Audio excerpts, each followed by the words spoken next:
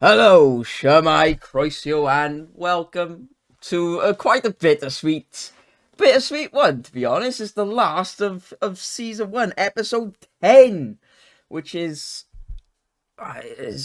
crazy. I can't believe we've come this far. I can't believe we got this far. Um, it's been amazing. Obviously, I'm joined by the ever so wonderful Disney Jackster, as always, my co-host. Hello, hello, hello. How have you been? I've been good, but right now I feel the same. Bittersweet. How are we at the end of series one? I know. How how do Crazy. how did we make it through 10 people? How did we trick 10 people to come and sit down with us and join us? Actually, For a couple of hours. we've had more than 10 because we've had two people on Oh yeah, episodes. yeah, yeah. We had big fun to fitness. Yeah, Yeah. So actually, we've cracked 11 yeah. people. 11 people. We tricked Kicking 11 and people. screaming. They're kicking and screaming. Yeah. Gosh, against their will and everything it was. No, but it's crazy. Um, this episode, I think we're just gonna reflect and go back through how the season sort of has gone, and yeah, just have a chat about this, about us, and about this space that we are creating and things. It's been a ride. It has. And just to let everyone listening know, this episode is going to be different, as Joe says. It's going to be a reflection of the series. And then when we have our special guests come on, we aren't doing the normal format. It's a guest you're going to absolutely love. As of course, you'll know by now, they have been on this podcast already at the start. So they've been with us from the start. So now we are finishing with them and we are all going to come and celebrate together. So we are going to catch up on everything about their recent trip, about their vlogging series, and we're just going to reflect. We're not even going to go for any other Disney news. We're not going to do viewer No, questions, unfortunately. We apologise. But we shall be doing a Disney roll call right in the middle. However, this is just a time to celebrate. it is. Yeah, and you summed it up perfectly. It's just time to sort of maybe go back through episode by episode and pick some of our best bits, funny bits that we've really enjoyed, and yeah, it's gonna be a nice little chat. You know, Okay. let's forget the structure, forget our little format that we kind of do here, and just have a chat about how we've come this far, which I still can't believe. I know it's weird to think about. I mean, it all started with you messaging me. It did end of January, beginning of Feb, that sort of time. It It was was definitely after the meetup. 2 weeks after. I was going to say, I think. Yeah, they were thereabouts. So say early Feb. And yeah, it was an idea I was just having one night. I was like, oh gosh, it'd be cool to have this podcast about the community, our UK community. And obviously we've become really good friends over the last nearly a year, however long you've had your account. We've become super close and we talk nearly every day. So you were the natural pick for me to want to do this with. You were the natural pick. You were the first person I thought of. Carry on the flattery. I mean, I'll take. No, I'll but take. yeah, but no, but like serious. Like you were the first person I thought of. Like, yeah, this is the person I would want to do this project with, and I'm so glad that you were on board from the suggestion. It took no convincing. It was, yeah, okay, let's do it. I swore then. That's gonna be censored out. Yeah, let's do it. That it was that, which is it was like, oh cool. Now we gotta like plan it all and do it and turn into this. I remember after we obviously spoke about doing it, I remember literally getting like the notes app on my phone and being like, to be honest, I think the name was the first thing that come up Yeah, straight away. yeah, I remember that we came up with the name straight away, and then the structure of how we were going to do it. I think we did it quite easily, to be honest. I don't want it to be like a thing of, oh, we were sat down, we were scribbling. I think honestly, I think we like did it in like 2 days. yeah, yeah. I It was think kind of weird. the longest bit of all of this was this and being able to go to this screen and this screen and back to us. Yeah, back to us. And that screen that took the longest. I mean, and I have to just say to everyone, and this, Joe, I flatter you all the time. However, you need it. This wouldn't be possible without Joe, because Joe does all the technical sides of it. He's got the software sorted. Like I said, he does the screens. I haven't got a clue about any of that stuff. Like, there would literally be no podcast without you and without your amazing editing of these. So it's true. I mean, no, it's true. It's true. Like I always say, like, even though of course this is our podcast, this is like your baby, if it makes sense, because you have literally, like, the functionalities of it are from you, and I think that's so important for everyone to know. Like, Joe has genuinely put so much effort into the editing and also the technical side of this, and we wouldn't be able to have like the guests on the screen without Joe sorting it out. Because, like I said, if it was me, honestly, I would have just given up. Like, No, I appreciate that. I always see when, like, in your Q&A video, you got asked about, what made you start wanting to do a podcast, and you said, well, to be honest, the podcast wouldn't have happened if it wasn't for me, and I appreciate that so much. I'm so glad that you give me all of the accolades that you do, but you never know. I us. might run off and just say to everyone, "Yeah, it's all mine." Yeah, it's me. I started it. No, but That'll fail pretty quickly because everyone will be like, "So how do you do it then?" Well, you see, you do this. You press this button, and it does this. But no, I appreciate it. But this is ours. It's ours. It's ours. We both deserve all the accolades and things like that. And it's been really cool. Obviously, our guest today was also episode 1. We may have an extra. There may be 2. But yeah, we're definitely having Steph back, and I think we decided this quite early on that we were going to start with Steph, and then we were going to finish with Steph. Yes. As the closer, this is it. We're going to start. We're going to end how we started. Yeah, and people who don't know, like, we do speak to Steph on a daily. Yeah. Like, we are friends outside of this, like, podcast realm, so it's kind of nice where, I mean, to be fair, we were friends with Steph anyway before. Yeah. The moment I think we had Steph on as our first guest, it changed all 3 of our relationships together. Yeah. So, like Joe said, it's nice to round off kind of as, like, well, the 3/4, hopefully. Yeah. Depending if hopefully, fingers crossed, Rhys is making his presence. Keep fingers crossed. Keep fingers crossed. But we just felt it'd be right to kind of do it like that. So we're keeping it with the family. Yeah, exactly. So yeah, it was that first episode. I think if it didn't go as well as it did, I don't think this would have lasted any longer than like 5 episodes. But it was so much fun, and I enjoyed it a lot more than what I thought. And oh gosh, it was so nerve-wracking that first time pressing record and going. What you probably, like, you guys will probably never see, right, is like 15 minutes of me having like an existential crisis before even getting into the hello, into the intro bit. I couldn't bring myself to do it. Yeah, it was so tough. That first, right, that's it, we're going. It was hard.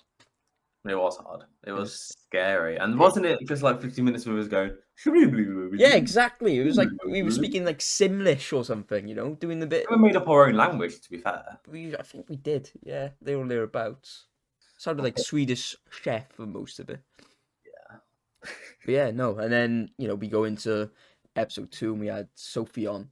And that was, again, so much fun. Mm-hmm. Again, talking about her upcoming trip to Japan and how exciting that is. And bread comes up so much on this podcast. I love it. I'm here for it. I had a crisp sandwich before starting, which was It, absolutely it, it excellent. did look bang. It did look banging. It To be was fair, good. It was it was good. good. But yeah, it was, it was again such a fun chat. And again, we're friends with Sophie outside of this, and it's just it felt better. I feel like we had a bit more of a structure again going into that one. I just felt like the structure got better and better and better as the episodes went on and on and on.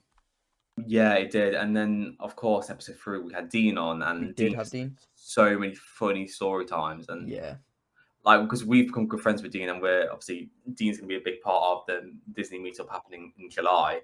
yeah, So it was just nice to kind of catch up, like outside of like group chats and stuff, and yeah. just basically go over everything and talk about the behind the scenes of being a Walt Disney World cast member. Yeah, yeah, because obviously he was a cast member. He was doing the CRP, the Cultural Representative Program. Um, so yeah, and like hearing his insight on that and his stories from all of that is amazing. He's got such good information about everything, He does. to do with the ins and outs of being in the Disney park, Epcot being the main bit, because it was such a great listen, and Dean's such a great guy.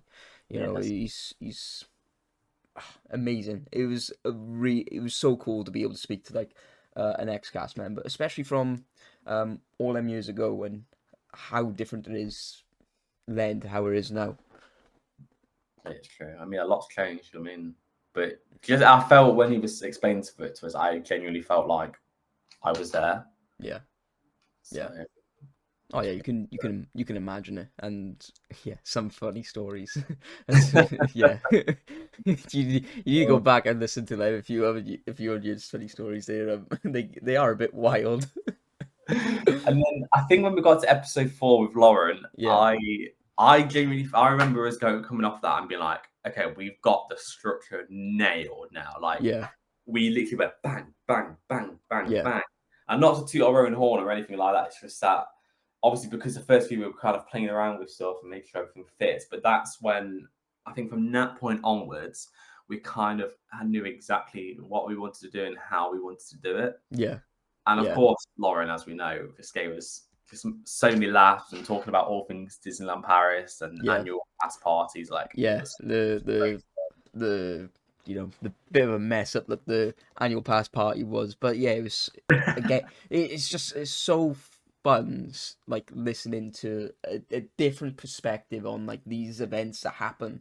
Like, we don't have the opportunity to go out to Paris as much as Lauren's got annual pass, and a lot of others that we speak to in the community have annual passes. We don't, you know. No, we So don't. we don't get to experience it as much as everybody else. So it's nice to get that insight, and it was lovely speaking to Lauren and finding out her side of everything. Yeah, I mean, it's just nice to like go over that stuff and talk all things Yeah, Disneyland Paris because I think like Lauren knows, and obviously we all know how special it is to a lot of us, especially in the UK. Like, yeah, 'cause it is our closest park, so for many of us, it does feel like a second home because it's so close. And yeah, like, I don't think if you are listening and you're not in England, like Paris and well, France, I guess, and England obviously are really close to each other. If you get a flight from London to Charles de Gaulle, which is the main airport in Paris, it literally takes 40 minutes on the yeah. plane. It's And so it's close, crazy. so close. It's just expensive. It's such a short flight, I know. but it's so expensive. I know. I don't get why like that's the thing. Also, does Ryanair fly there? Because every time I've gone, it's been EasyJet. I don't think they do.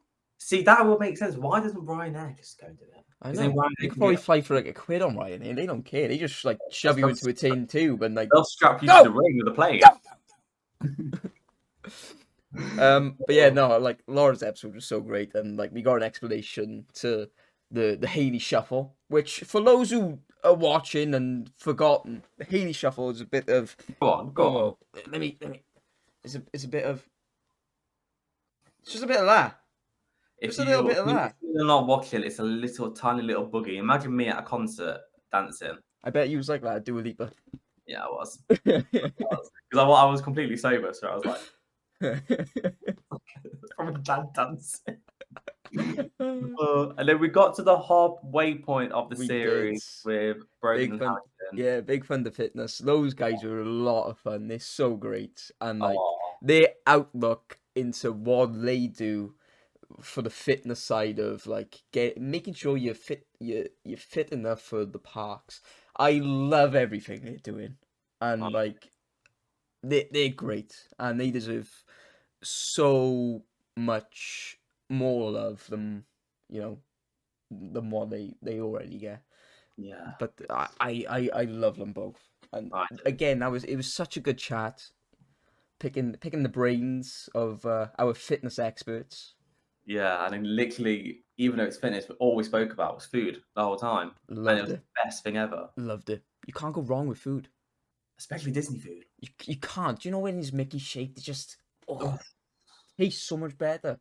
it does. It But yeah, does. no, they give such good advice for everybody, and I would recommend anybody who's looking to go on a fitness journey in our Disney community to use those guys. You know, they're brilliant. They're so friendly. Their feedback is great. They post on their stories all the time. You know, their weekly check-ins, and they're so great. Love them. Absolutely adore them. And then episode 6 with Alexa. Alexa again was just Oh, so much fun. I'm So not much quite fun. sure how to help you with that. Alexa. oh, there we go. Oh wait, mine's on mute. Mine's on I mute. thought mine was. Obviously I'm not not. quite sure how to help you with that. It's okay. It's Please keep okay. this in. Please keep it in because Oh, this happened during the it'll episode. stay in. But yeah, no, Alexa was so much fun. Obviously talking about vlogging and things like that. And a little bit of theatre chat we had. Yeah, She's a big theatre gal. yeah. We've She, literally just been talking recently about Evita oh, because obviously nice. Rachel Ziegler's starring in it. So we've literally just been talking about that because it looks insane. Very cool. So Yeah, yeah. that's I've never I've never seen, heard, watched, heard songs of Evita. Oh, look at the clip of her on the balcony. It looks sick. Is that the one like is it Don't Cry for Me Argentina? Is that from Evita? Yeah. Don't cry for me, Argentina. Oh my gosh, stop it, I'll cry. Oh, Is somebody cutting onions in here? Because that was shall I just open my beautiful. windows and just present to all of them? Don't cry for me, Nottingham.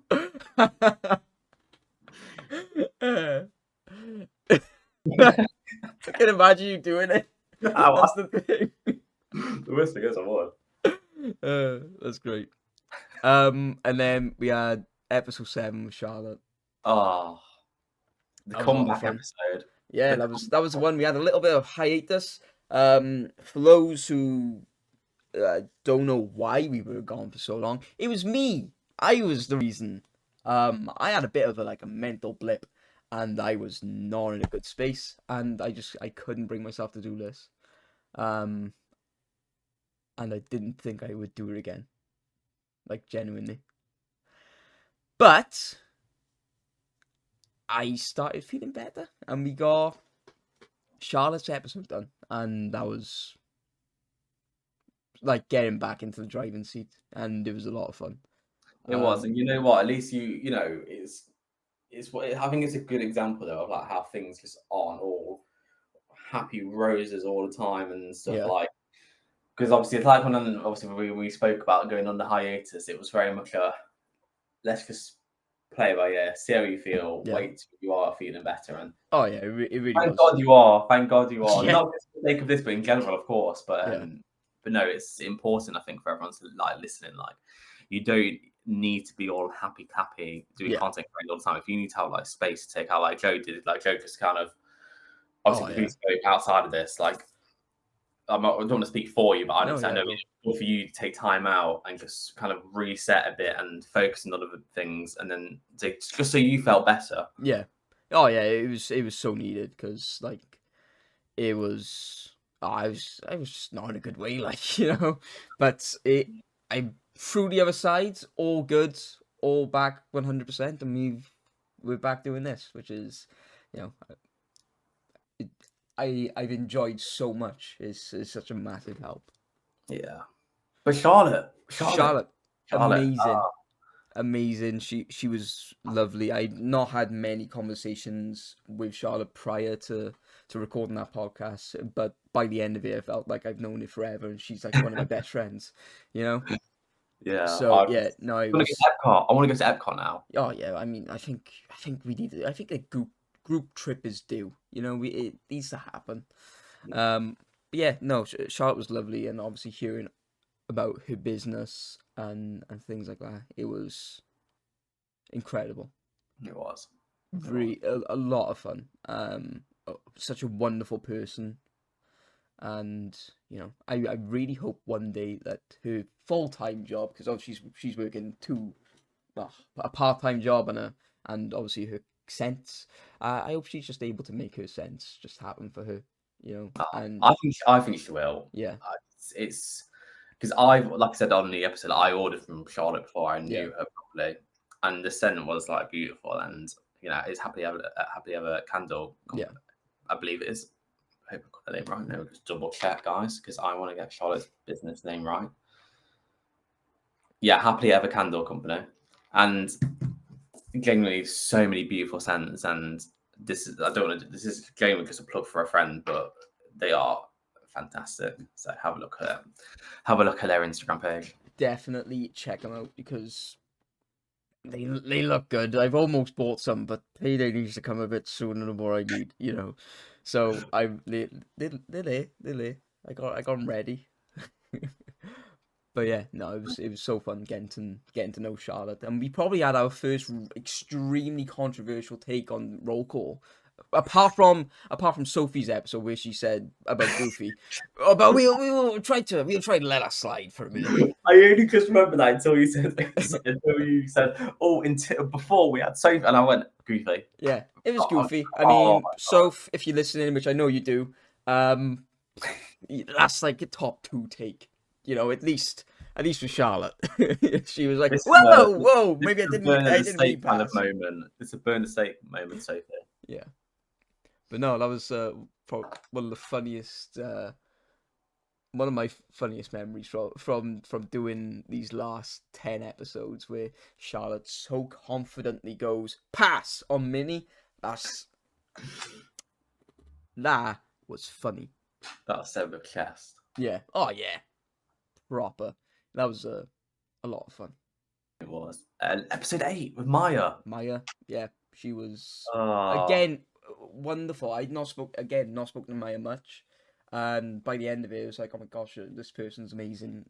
We're now best friends. You know, Yeah. like, and she was wonderful. We had such a lovely conversation, and the stories that she brought up with her doing her own business, where she dresses as the princesses and she's done lots of work for charities and things like that. Gosh, almost in tears. It was so beautiful. Yeah. You know, so beautiful. And then, of course, moving on from that, obviously her health struggles and how she's come through that, thankfully, and obviously a Disney Cruise Line. Cruise Line. Which is amazing. You know, being able to work for the mouse for a couple of months on the cruise, she's gonna have the best time. I'm so excited for her. I can't wait to see what comes more of that. You know, it's amazing. Yes. And then obviously episode 9 needs no introduction. Last week's episode, he doesn't need any introduction. You know, he's Mickey's best pal, Geordie. He's like, you and Geordie, like, you're like brothers to me. Like, I love and respect you so much, both of you. And, like, to be able to have Geordie on here, well, after being on his, was so much fun. We had such a good chat. Again, he almost made me cry. Speaking about his wedding and things like that. That was... Yeah. Whew, it was the moment. such a great guy. Yes. Yeah, we spoke all things Disney wedding. Obviously his Walt Oh, his Walt. cosplays. His Walt. Yeah, and the we talked about the UK Disney park if that was ever to come, and we had some really sort of fun suggestions for it. Robin Hood Dark Ride came up, which Sophie messaged me about. She was like, "Oh my god, totally agree. That's so underrated. Needs to happen." That was such a fun episode because I feel like we proper like you would have thought we was on the Disney Imagineering team. We should be. We should be. Do you know if that park pops up in like the next 10 years and be like, oh, by the way, we're gonna have a Robin Hood land and a Winnie the Pooh 100 Acre Woods area. We will be taking full credit for those ideas. We will. I'll be going to Disney Legal. We'll lose because they've probably got the best legal team in the world. But I'm going. I'm doing it. Or we'll be like, okay, we'll compromise. Put us on the Imagineering team. Yeah. But no, that was again so much fun. It Like was. everybody's been absolutely brilliant, and from start to finish, Steph, Sophie, Dean, Lauren, Brogan, Harrison, Alexa, Charlotte, Maya, Geordie. Thank you so much for like taking the time out and coming on here to just talk to us about Disney. We appreciate it so much, and it's been such a wild ride the last 3 months we've been uploading for. Yeah. So it's thank you all so much for taking the time out. It means so much to the both of us. Gonna set me off now. I know. I'm trying to hold it back myself. Oh, but it's I think you've put it perfectly. Just thank you all, genuinely. It wouldn't be possible without you guys being No. guests on the show, and then also to everyone listening. We wouldn't do this without you. Like if if no one was interested in it, I mean, we probably still would have done it, but it makes it like it validates what we're doing, and it makes us like really happy to continue doing that, and also continue on after this first season. Yeah. Season 2 is we're gonna chop some stuff around, and we're gonna add things and make things a little better, hopefully. So yeah, it'll be a lot of fun to see what season 2 brings for us. I think I've also got one thing I would like to reveal on here. Oh, about go it. on. So we are going to do a form option. So if you would like to be a guest on the podcast, you will be able to fill in the form and Yes. submit it to us, and we will be able to obviously read through it and try and fit you in. Yeah, it's going to be so we can get more of you guys in the community and give you a voice and a platform, because that was the idea behind this initially. So the more of you that we can get on and sort of, like I said, give a voice, the better. So Yeah. I think we haven't planned everything yet for season 2, but I think what will end up happening is we might end up doing a mixture. So we'll probably kind of keep the same-ish format for some episodes, but I think for some, what we'll do is to try and fit as many people on as we can without as time constraints and stuff. Because Joe and I film these on the weekends when we're not working. Is we might do shorter episodes with guests just so we can get everyone on, because we want literally as much love as possible for everyone. But like we said, this may change by the time we come up with season 2. But literally. this is a bare bones. this is a bare bones proposed idea. So just wait and see. But good things are coming, and we are finishing off today with our final episode of season 1 or We series are. 1. I don't know. Season 1. What, Season 1. Season? Season 1. Season. Season 1. I'm going to end up labeling this series Instagram, aren't I? Yeah, but no, I think I think should we wrap it up with our final guests? We shall. Let's get him in, and let's start wrapping this stuff up. See you guys in a second. See you soon. Joe, I think it is now time to bring in our 2 very special guests, because we have got confirmation there are 2 on this call. Yes. So are you ready to bring them in? So ready. All right. Please welcome the one, the only, Steph and Rhys. Steph and Rhys. Hello. I'm finally here. Yeah. Obviously, you wasn't here for the first one, Rhys, but you know, it's nice to welcome you onto the podcast. And Steph, obviously, welcome back. It's I'm so glad that she was like ready to come back on. Obviously, being our first episode, it just felt right to have you on for our last as well, and have you joined by Rhys. Absolutely. Very flattered to be asked again. But also, I suppose the channel is Steph and Rhys. So Rhys is 50% of Yeah, Yeah, the channel. yeah. I'm glad to be here. Thank you for inviting me on this time. Well, really, it's not how he pulled his weight. Joking. That was brilliant. I'm so glad that we were able to get two of you on, and for the both of you taking the time out of your day.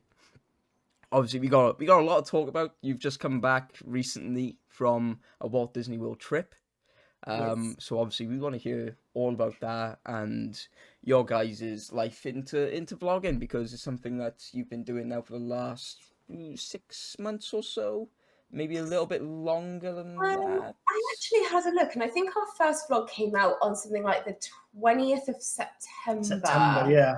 So 9 months? 9 Bad months? math. Yeah. June. Yeah. Yeah. So, but our first vlog was like purely, we're going to trial it, see if it works, and if we can actually do it, like, can we clip it together? So we didn't know whether we were going to really push the channel and decide whether to keep it at that point. And So that was all filmed on an iPhone as well, wasn't it? that's when our iPhone. We'll get into more of that in a minute. But Yeah. I would say when we started taking it seriously with like proper vlogs, February. Yeah. Well, actually March is when our first Disneyland Paris one would have come out. So yeah, the past couple of months we've been taking it super seriously. But yeah, the first one, the channel's been live for 9 months. Which is crazy, because it feels like it's grown so much in sort of like short amount of time. It's been less than a year, and you know, you guys are flying, it seems. We're not sure, but yeah. From my perspective and my point of view, I see it as you guys are doing amazing, you know, and I think you do an amazing job. Rhys, I know you do all the editing, Thank you, yeah. and you smash it every single time. You know, the videos are so well put together, and the music and the audio, and it's just perfect every time you sort of sit down and watch one of your vlogs. Is brilliant. I think you guys are flying. Yeah, I totally agree with that as well. Like, I get so many, I'm like chief comment replier on the YouTube, and so many people comment on there saying really like the camera work in terms of the amount of music you've put in, with the amount of motion, with the amount of walkthrough, with the amount of talk. And that's all down to Rhys's editing. And to be honest, Rhys is the one normally filming within the parks as well, because he knows what he wants to edit, so he kind of gets the footage for it as well. This is it, yeah. It's like when I film it, it's like I know how it's going to sort of piece together. Yeah. So, whereas sometimes Steph gets it and just films everything and completely messes up the entire structure. actually ruins it sometimes. No, I'm joking. hey, I think sometimes though, I get it and I'm like, oh, I just really want to get that moment. And I say to him, I'm like, oh, Chester. Oh, Chester's inbound. Special appearance. Literally walked across the dining room table, by the way. We didn't tell him off, and he knew the second we didn't tell him off, he was like, I'm in it. Anyway, so yeah, so sometimes I'm like, oh, Rhys, do you think we should maybe, go and film over there and do that? And he's like, no. And I'm like, okay. And then seconds later, I'll grab the camera and I'll be like, be right back. Because I'm like, I know it'll look good on there, but you are really, really good at it. And people do compliment you massively on the edit. And I think our vlogs do look good. Like, I will say that. I know people don't like to self-praise, but I think our vlogs do look good, like the quality of them. I love the music. We're into dance music though, aren't we? We always have been. Yeah. So that's why we use more like boppy Yeah. style music, if you know what I mean. And it cracks us up because obviously with copyright, you have to make sure that you're putting music over things like the rides or in the shops, like all that kind of stuff. And I wait for Rhys to let me proof watch the vlog and be like, what awful music have you tried to match with this? The Pirates of the Caribbean one makes me laugh every single time because I'm like, oh, it's kind of piratey. And I'm like, what? Searching on these platforms to find this awful music. It's so funny. But yeah, like I was saying, you've just come back from a Walt Disney World trip. Was it 10 days you were out there for? Yeah. Yeah. 10 Yeah. days. Yeah. What is it? 10 days or 10 nights? It's 10 nights. Yeah. 10 10 nights. nights. 10 nights. Yeah. So let's 11. start with travel day. I mean, you flew with Virgin, if I remember correctly. How was the flight? Because with Virgin, I've not flown with Virgin for a very, very long time, so I know it can be sort of like hit and miss. I know, Steph, you had some. You're gripes right. I mean, the last time I flew was in the jumbo jet era. So we're talking like, I think I was about 10 or 11 Right. last time I flew with them, but they're a bit different now, aren't they? They're a bit more premium, aren't they? I find with Virgin. They're Like a some of the- premium value. Yeah. Does that make sense? Like, yeah. I think they've only value now is because they're having to compete with sort of BA and Norse have obviously come in now, haven't they? So yeah. they're just trying to offer you a bit more better value for money, aren't they? Yeah. And what I would say as well with Virgin is I, in a heartbeat, would consider flying with them again, because the second we stepped on the plane, like everyone had their mini ears on, they were really welcoming, and the food was amazing in terms of like how much came out. Don't get me wrong, it's still aeroplane food. Did I love it? No. But like the service was absolutely amazing. And the air hostess, bless her, she felt really guilty because I said that obviously I didn't eat cheese. And I was like, I don't put it on my preference because then I end up with God knows what for dinner. And I would just rather have the meal and try and pick up what I can. And she was coming in with loads of snacks. And she was like, can I get you something? She's like, I've just had a word and they'll let you have the steak from first class. And I was like, I appreciate that. But we are like so many hours into this flight. We had giraffe before we even got on the flight. So I was quite full anyway. And there's something about, I don't know, I just didn't want to land and feel really full and sicky and like, do you know what I mean? You just didn't want to overdo it. So mixed with them being tired too. So they went through every effort they physically could to make that flight perfect for us. The actual flight itself was really bumpy, wasn't it? We had a very turbulent flight. It was an air pocket as well. So we ended up dropping out of the sky slightly just before we hit Orlando. But Virgin, hands down, like the best service we've had in years. Last time we had service like that was Singapore Airlines 8 years ago. I just couldn't believe how many times they keep coming around with drinks and snacks. Oh, yeah. Brilliant. We even had ice cream, didn't we? Yeah, ice cream. You can have as many drinks as you want as well. Because I like to get like a Coke, but then I like to have like a water or a juice or something like that as well. Yeah. No problem, have it. And it was just so nice. Like nothing was a problem, and I loved that. So yeah, we would definitely fly with them again. They're not as cheap as others coming up at the moment, are they? We've been looking, and Norse are coming in cheaper at the minute.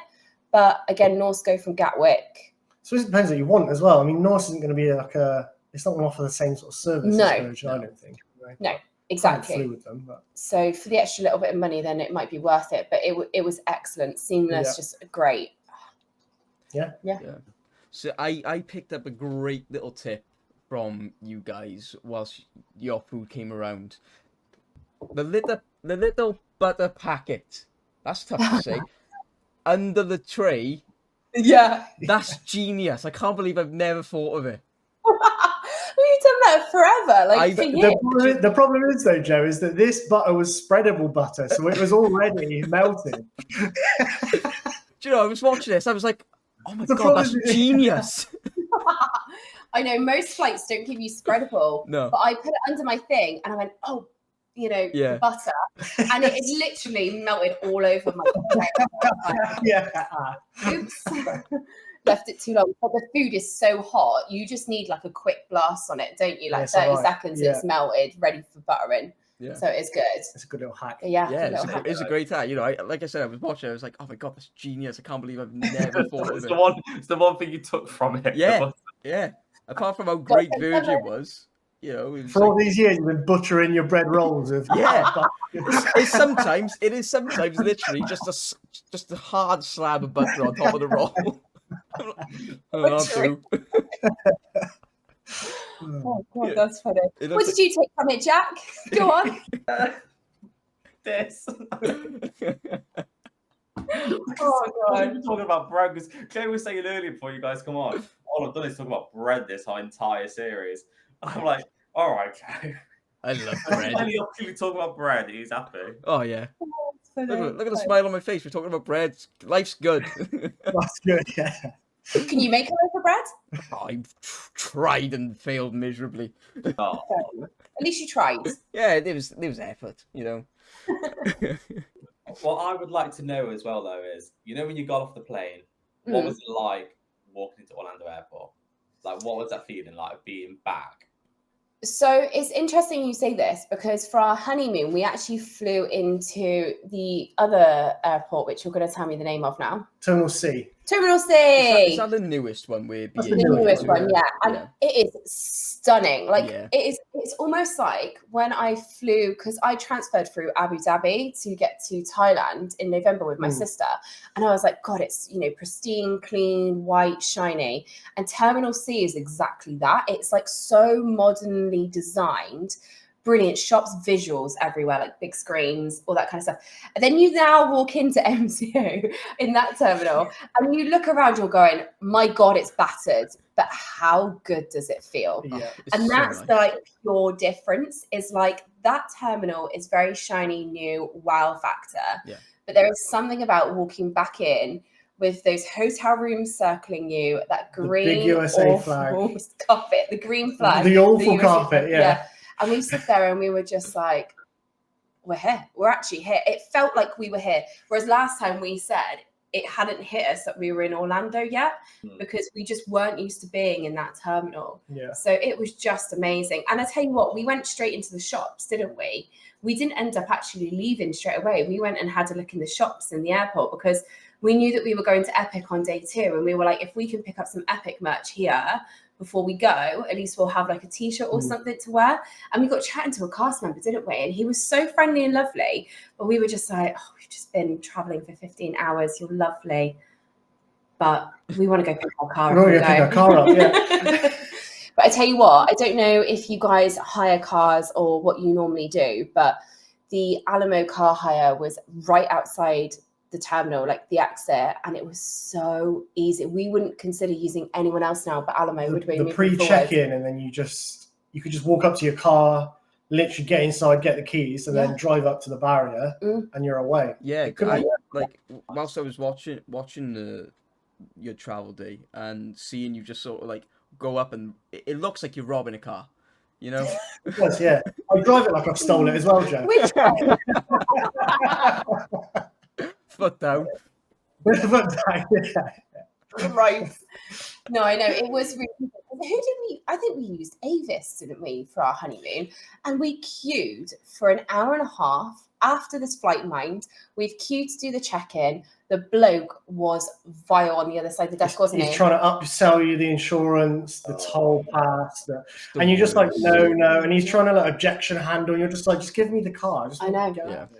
And so to do that with Alamo, where you can literally check in on the app before or the website, and you can literally, like you say, Joe, just walk and pick a car. The keys are left in there. And then all you do is as you leave the car park, there's a man in a cubicle, isn't there, basically, that just takes your driving license off of you, registers which car you've picked up with your booking, and that's it. You are literally free to go. And I think that process took maybe 3 or 4 minutes. I think he swipes your card for like $1 as well. Oh, just so they've got your card on records if they want to take sort of extra money off. But, we've never had a problem with it. And I know they come in slightly more expensive than other car hires, but I would say even just for the value of the service alone and the car choices, because last time we got stuck with a Kia Soul, didn't we? And we were like, oh my God.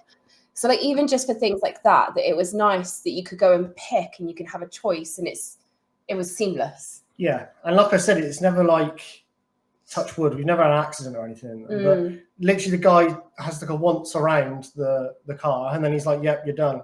So you just know at that point that they're not going to try and sting you after. The return of the car is really easy as well. You literally just drop it off. No, that's anything to sort of like make the start of your trip easier is definitely worth it, because it takes us so long to get into Orlando. You know, it's an 8-hour flight, and after that you sort of like, you know, and the travel before getting into Heathrow or Gatwick, it's tough. It's a long day, so anything to make it easier afterwards is worth it. I would say. Yeah, for sure, and it makes vlogging easier as well. It does. I bet. Very much easier. Yeah, because we don't want to be negative on the vlogs. We will say it as it is, but at the same time, like if we could just walk up to something and pick it up and go, it makes vlogging so much easier. Yeah. Yeah. And we just avoid toll roads altogether, don't we? Oh yeah, Well, we try to. you're useless driving. Although I can just picture like the conversation in the car. Honestly, like I've spoken to so many married couples, and they were saying if there's one thing that will ever divorce us, it's the arguments we have driving in America.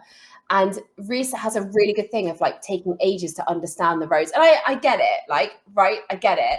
But he then doesn't want me to drive, so he wants to do the driving. So I'm like, okay, cool, the car is yours. You know, you want that big nice car, whatever.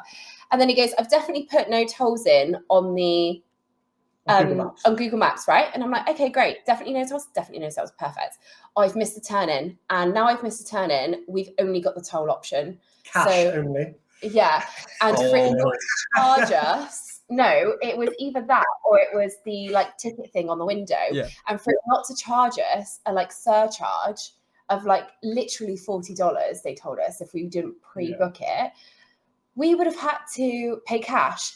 Now, before I left, I randomly emptied one of my drawers upstairs and I had $2. And in my little Pinocchio Loungefly pack, I put the $2 in there and I thought it'll come in handy for something. And I literally got it out. I'm like, good job I picked up those $2, wasn't it? Because it literally was $2 past through the toll. And I went, I've saved your bacon there. So, And then we were panicking. We were like, well, if there's another toll road, it's game over now. yeah. If there's another, like... Oh, yeah. So the first header we could pull off, we pulled off, we sat in this little village and we were trying to work out a route. And our drive was about an extra half an hour longer just because Rhys had missed that turn in. And it's just like, oh. Yeah, It happens all the all time. Rhys's fault. It happened in California as well. I took the wrong road. You did. Yeah, just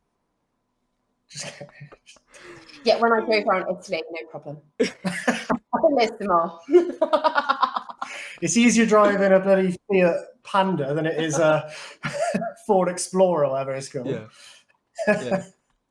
So obviously you get there, you get to your room. You stayed in Marriott something. Yeah, the Delta Marriott in Celebration. It's right on the outskirts, so it's really handy to nip in and out of the parks. It's about half an hour away from Universal, but because we knew we were doing a Disney-heavy holiday, initially it was only Disney, and it's only had Epic in it because of the opportunity that arose.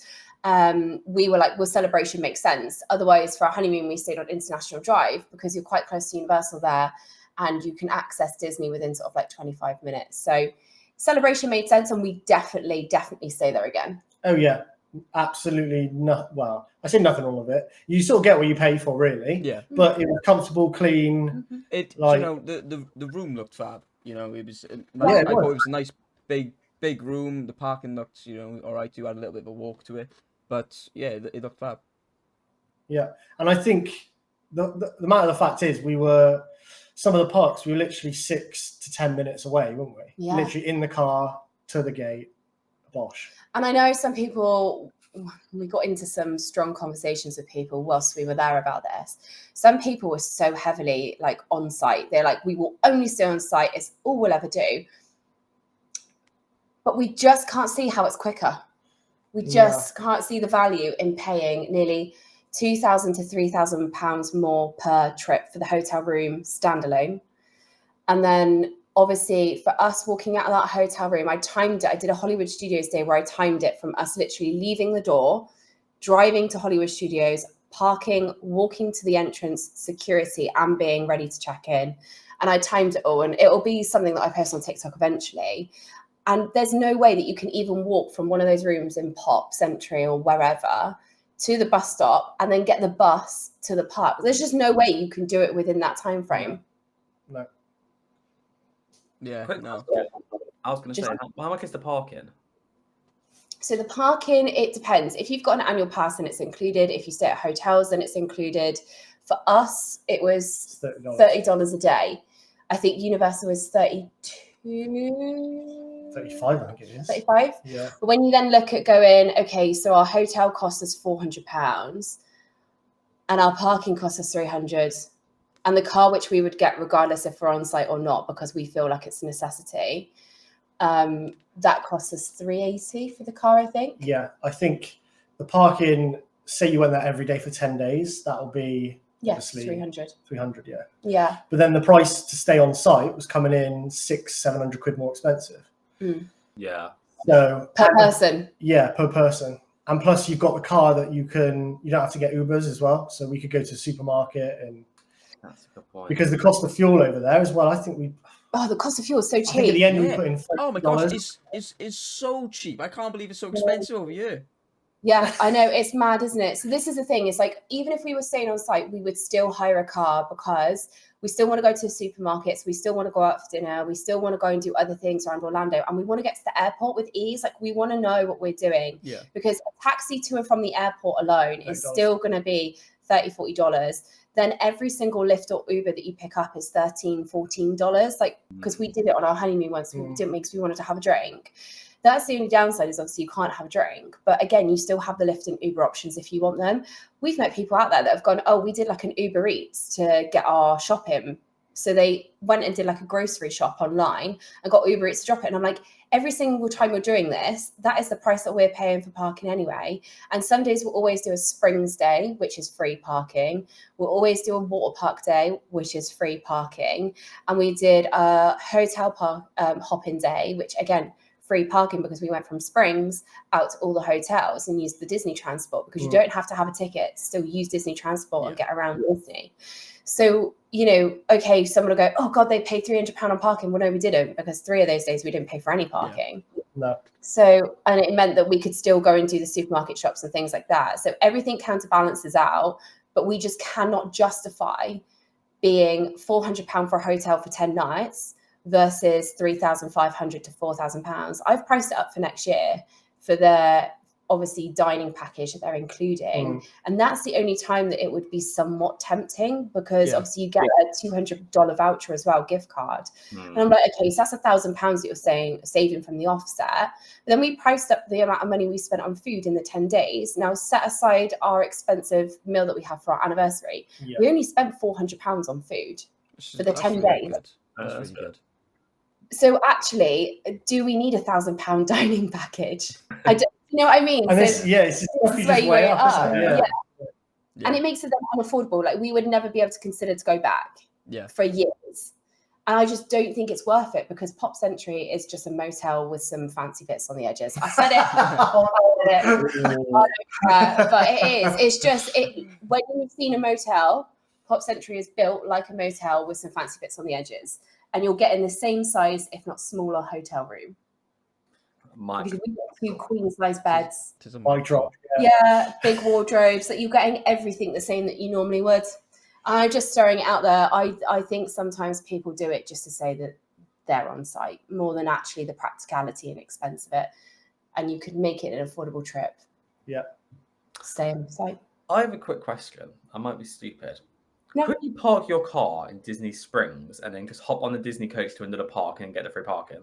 Yeah, so you can park at Disney Springs from 10 o'clock. From 10 o'clock.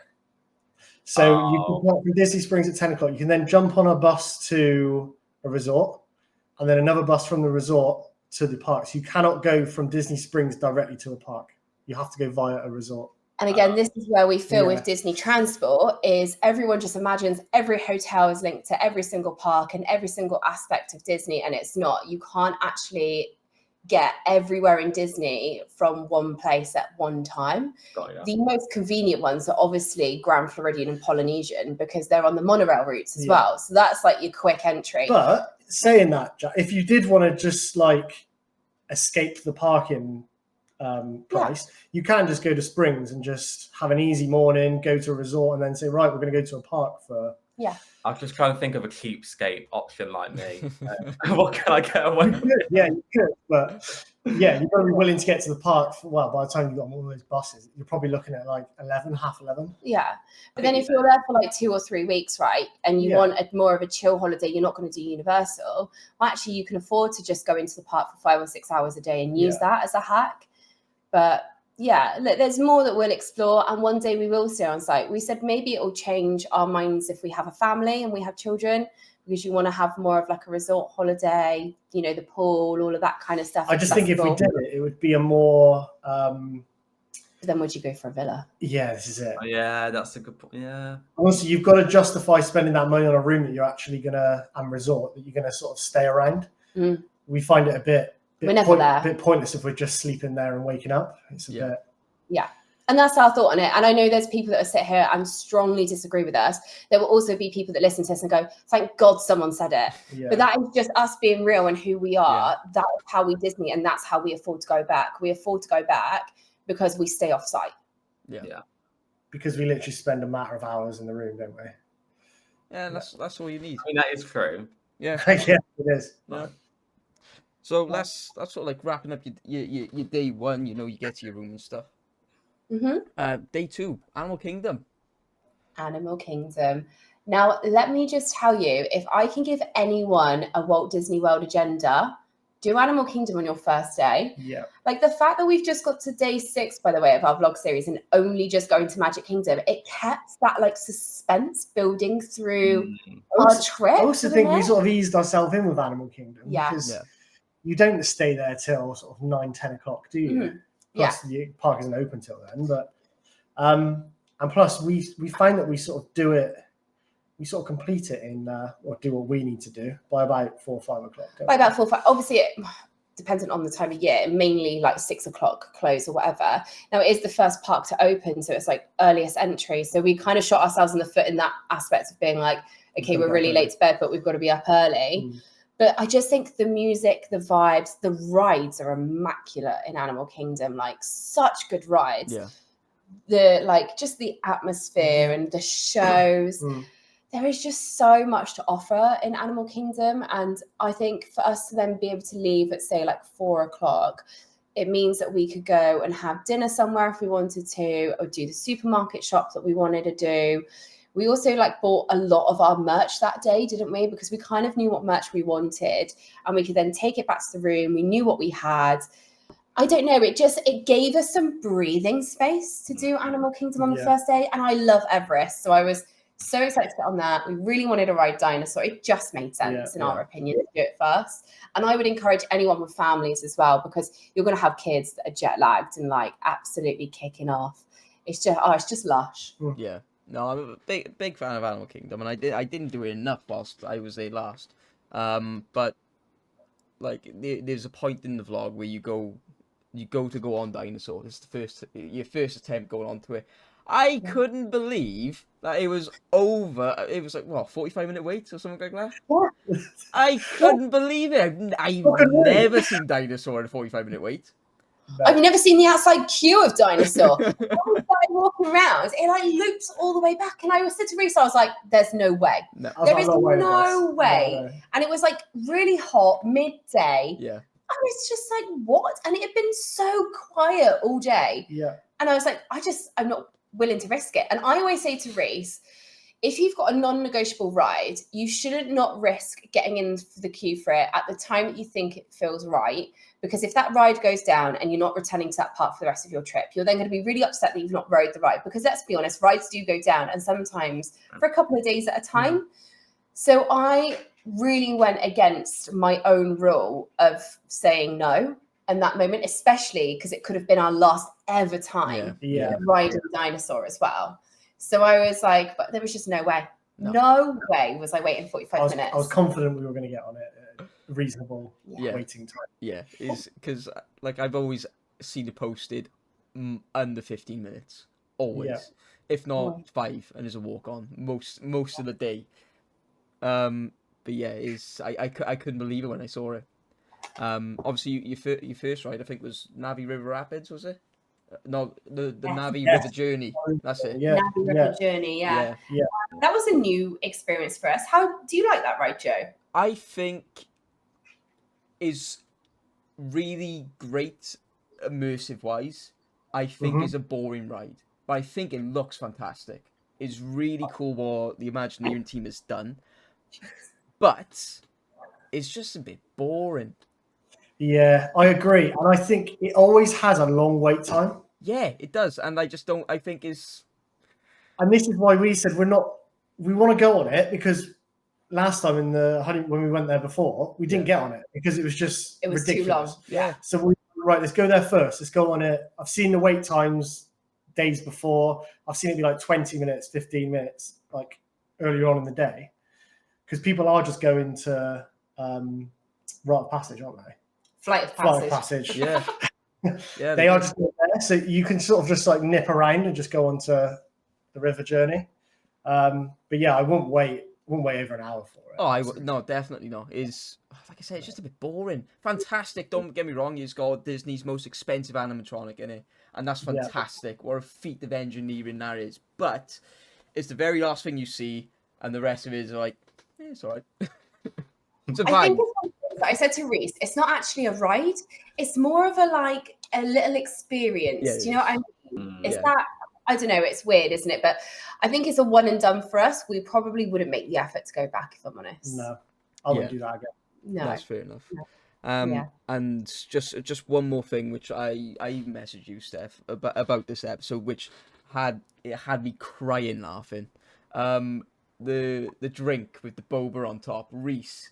You just like looking like an anteater, sucking these little like boba things up through your straw. I turned into a child for a second then, didn't I? Oh my God. It was so funny. It was so funny. I think accidentally it just sort of shooted up the straw. Oh, And yeah. I was like, what? And the noise it made, I don't know, it was hilarious. wasn't I it? was watching that, and as soon as I watched, I messaged them. I was like, "It's just so funny." I was crying laughing. The funny thing is, you go there and you'll actually do it yourself now, won't you? Oh yeah, I will. I mean, Just shooting them up, yeah. We should make like a composition. Is it compilation video of everyone doing it like over yeah, the years? You know? that'd be so funny. Obviously, after you left Animal Kingdom, you guys went into Panda Express. And you did your Walmart shop then. Yes. Your Walmart shop looked amazing because it was mostly goodies by the looks of it. And drinks and things like that. But like, you guys got a love for Lucky Charms, as do I. Like, Yeah. what is it about Lucky Charms? Them little sugary little marshmallow bits. You know, it's so good. It's the fact that the pure amount of sugar and the size of the pieces are like so illegal in the UK. Yeah. Like everything you pick up there is like things that you're just not allowed They here. had like a limited edition, they had like rainbows in there. They were massive bits of marshmallow. Yeah. And you just think this is never allowed in this country, is it? No. Exactly. And I think it's one of those that we just love bringing it back, even though you can get the like mini versions of it. And is it like Home Bargains or? Yeah. Yeah. It's so like Putting down on it. so Oh, thingy. look it. But yeah, it's more the little ones you can pick up in like Home Bargains or whatever. But the marshmallow pieces in America are just so much better. And actually, I saw someone, I don't know who it was, but in Epic, they put them on an ice cream there. Oh, what a genius we'll idea. definitely- like They the don't. marshmallows, yeah. Wow. Nice. Yeah. So we have to try that next time. We didn't try any food in Epic, but anyway, I digress. They also do like cereal bars. We bought them back as well, didn't we? We love the cereal bars 16-pack cereal bar. too. They're good. Class. 16 packs of pure sugar. Pure sugar. Yeah, no, I know. literally. Nice. It's funny actually because I took one to work with me the other day and I opened mine and a girl next to me opened hers. Someone over the way went, "Oh, what are you two munching?" I went, "I'm literally eating a bar of sugar." I said, Yeah. and Jess's one is actually like a fiber, nutritious, healthy thing. So I thought you can tell, like we're on different experiences here. One's got 5 calories and one's got 105. I know. So funny. But I tell you what, we were just saying, like, we just can't go to America without doing a Panda Express. Like, we've done it for years now, and it's just so nice, Yeah. isn't it? Like, it's not a super expensive meal. The orange chicken. Have you guys ever been to a Panda I've Express? never been. I've always wanted to. It's honestly, it's so cheap. We can find it at some of the American airports as well, can't we? Yeah. Well, we did in LA, but we haven't found any like in the Orlando It's stuff. just good Chinese, isn't it? Just good Chinese. Yeah, it is. It is. It's really, really nice. So we would highly recommend that. And like I say, because it's inexpensive, I think that's the other thing with Walt Disney World. You've got to sometimes be like, right, we're going to do expensive experiences, and some days we're going to take it on the chin and like do something a little bit cheaper, like a McDonald's or something. And that's why we choose Panda Express, because it is a really, really good like fast food option, Yeah. isn't it? It's about I think our meal was like $12 each or something like Yeah. that, which is crazy, the amount of food you get for it. Yeah. No, it looked like a good portion. Like I said, I've never been to Panda Express myself, but yeah, it looks pretty good. It looks pretty tasty. But does it beat your local Chinese though? Ooh. No, So, okay. Verdict on I don't think this. it does. Our local Chinese is really good, but they don't do orange chicken like Panda Express, do they? Because we keep trying orange chicken here in the UK. They take it quite literally. They just mix it with like marmalade. It's not the same. Oh gosh, no. Yeah, it's not the same. So, is the orange chicken better? No. Is the Chinese better here? Yeah. Yes. That's Got good, 'cause ya. at least we got a one up. Obviously, you go into day 3 then. You're in Epic Universe. How did you find that whole experience? Obviously, brand new park and everything. Wow.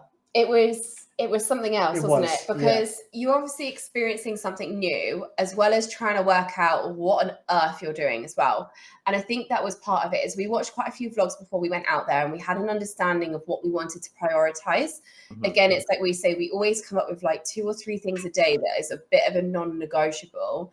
Our biggest thing we wanted to do, because we love Harry Potter, was obviously the Ministry of Magic. Of course. There was major issues with virtual queue whilst we were there. The ride was actually performing and there was no issues in terms of that. But then following on from our visit the following week, it was actually shut all week, wasn't it? Yeah. So we got really lucky in terms of actually being given the opportunity. In with a chance. We bought a ticket In for the lottery. yeah, I know, literally. But unfortunately we didn't get to ride it. So it is what it is. Like, we'll go back there, we will ride it, we will queue for it. But with Epic, we notice that, so we have varied opinions on Universal as a whole, don't we, in terms of their theme parks. We love it because we feel like it's more of an adult's playground, like it's really thrilling, immersive. We dislike how it's so cinematic. Like, that's one thing that we dislike about Universal, don't we? That everything is almost, it feels like they're coming up with the same sort of thing, but in a different concept. Yeah. Epic Universe was far from that, wasn't it? It was so different for a Universal park.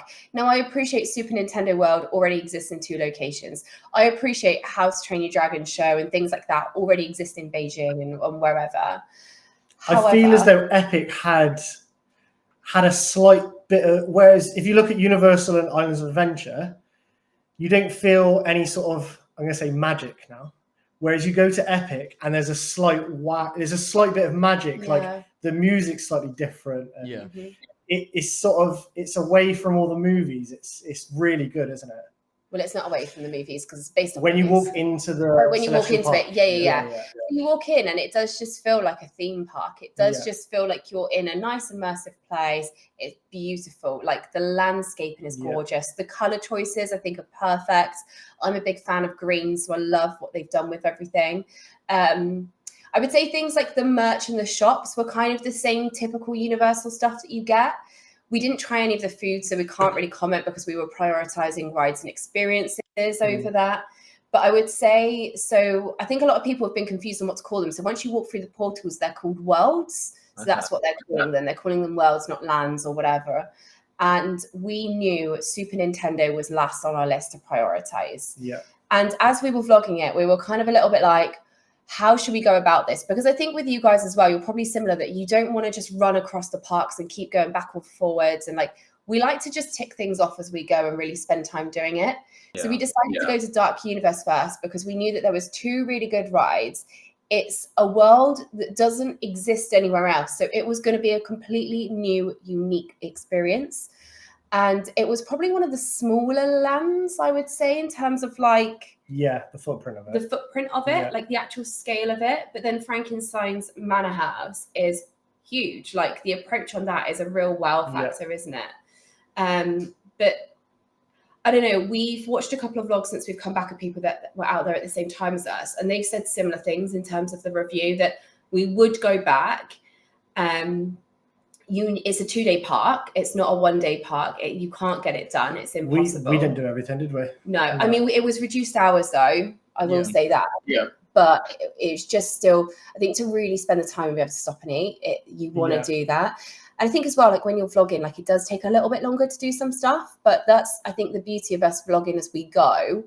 We tend to vlog as we go, don't we? Instead of like stopping and starting. That's what we try and do. So we're vlogging on the move instead of just like coming out of things necessarily stopping. But anyway, Frankenstein's Manor House, to take it off real quickly. Great rides. We didn't like that you could still see some of the arm movements of the like animatronics coming out. Like the animatronic would come out the wall, but you could see the mechanism behind it. Yeah. Like that sort of stuff. And we feel like it felt a little bit unfinished. You look down and you look up, and it's almost like a stage set. Like you can see the lighting and rails above, and you can see the track below. You should almost say, just don't look down, just look straight ahead of where it wants you to look. Yeah. And I get that, like, you should probably do that anyway. But I feel like they could have maybe just closed it off. Like they could have, where the track goes round, because you're on a stick basically on the track. So where the track goes round, they could have maybe put like a black cover over it, just that you can't see the footing and the like. Do you know what I mean by that? It sounds really weird to say, because when you go on a roller coaster, you can see the track. Yeah. So it shouldn't be any different. But I feel like it's meant to be a real tight, immersive, scary experience. And because you could see the surroundings, it didn't quite nail it for me. But no taking away from the amount of money they've spent on that. It's just animatronic after animatronic. And you just think it's like thousands of pounds just coming at you again and again and again. Yeah.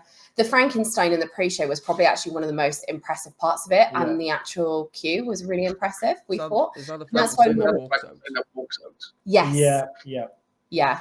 And we wanted to put the flash warning on it because the blue LED lights in there are magnificent, and they really, really are bright, aren't they? When you go in there, it's such an immersive queue, which was impressive. Really. Yeah, the whole world is. And the Curse of the Werewolf, we would just tell people, single rider queue it, don't queue together. It's not worth the hour wait. It's a 30-second ride. Like, don't go wasting your day on it. Yeah, no, I noticed you guys do that a lot. You kind of opt for the single rider queue if there is one, just so you get to experience the ride, which I think is quite a handy little tip if you don't mind sitting next to somebody, you know, a total stranger. You know, I think it's a really good tip if it's a must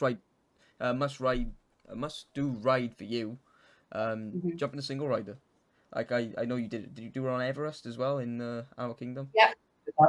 Yeah. Well, we do it to save time as well. Like there's other things you want to do, and let's be honest, when you're queuing, your feet just hurt. Yeah. So, we knew that we wanted to save it for, like, we wanted to ride Stardust Races together, and we wanted to ride Hiccup Swing Gliders together. So we were like, right, we're going to prioritize having to wait in those queues.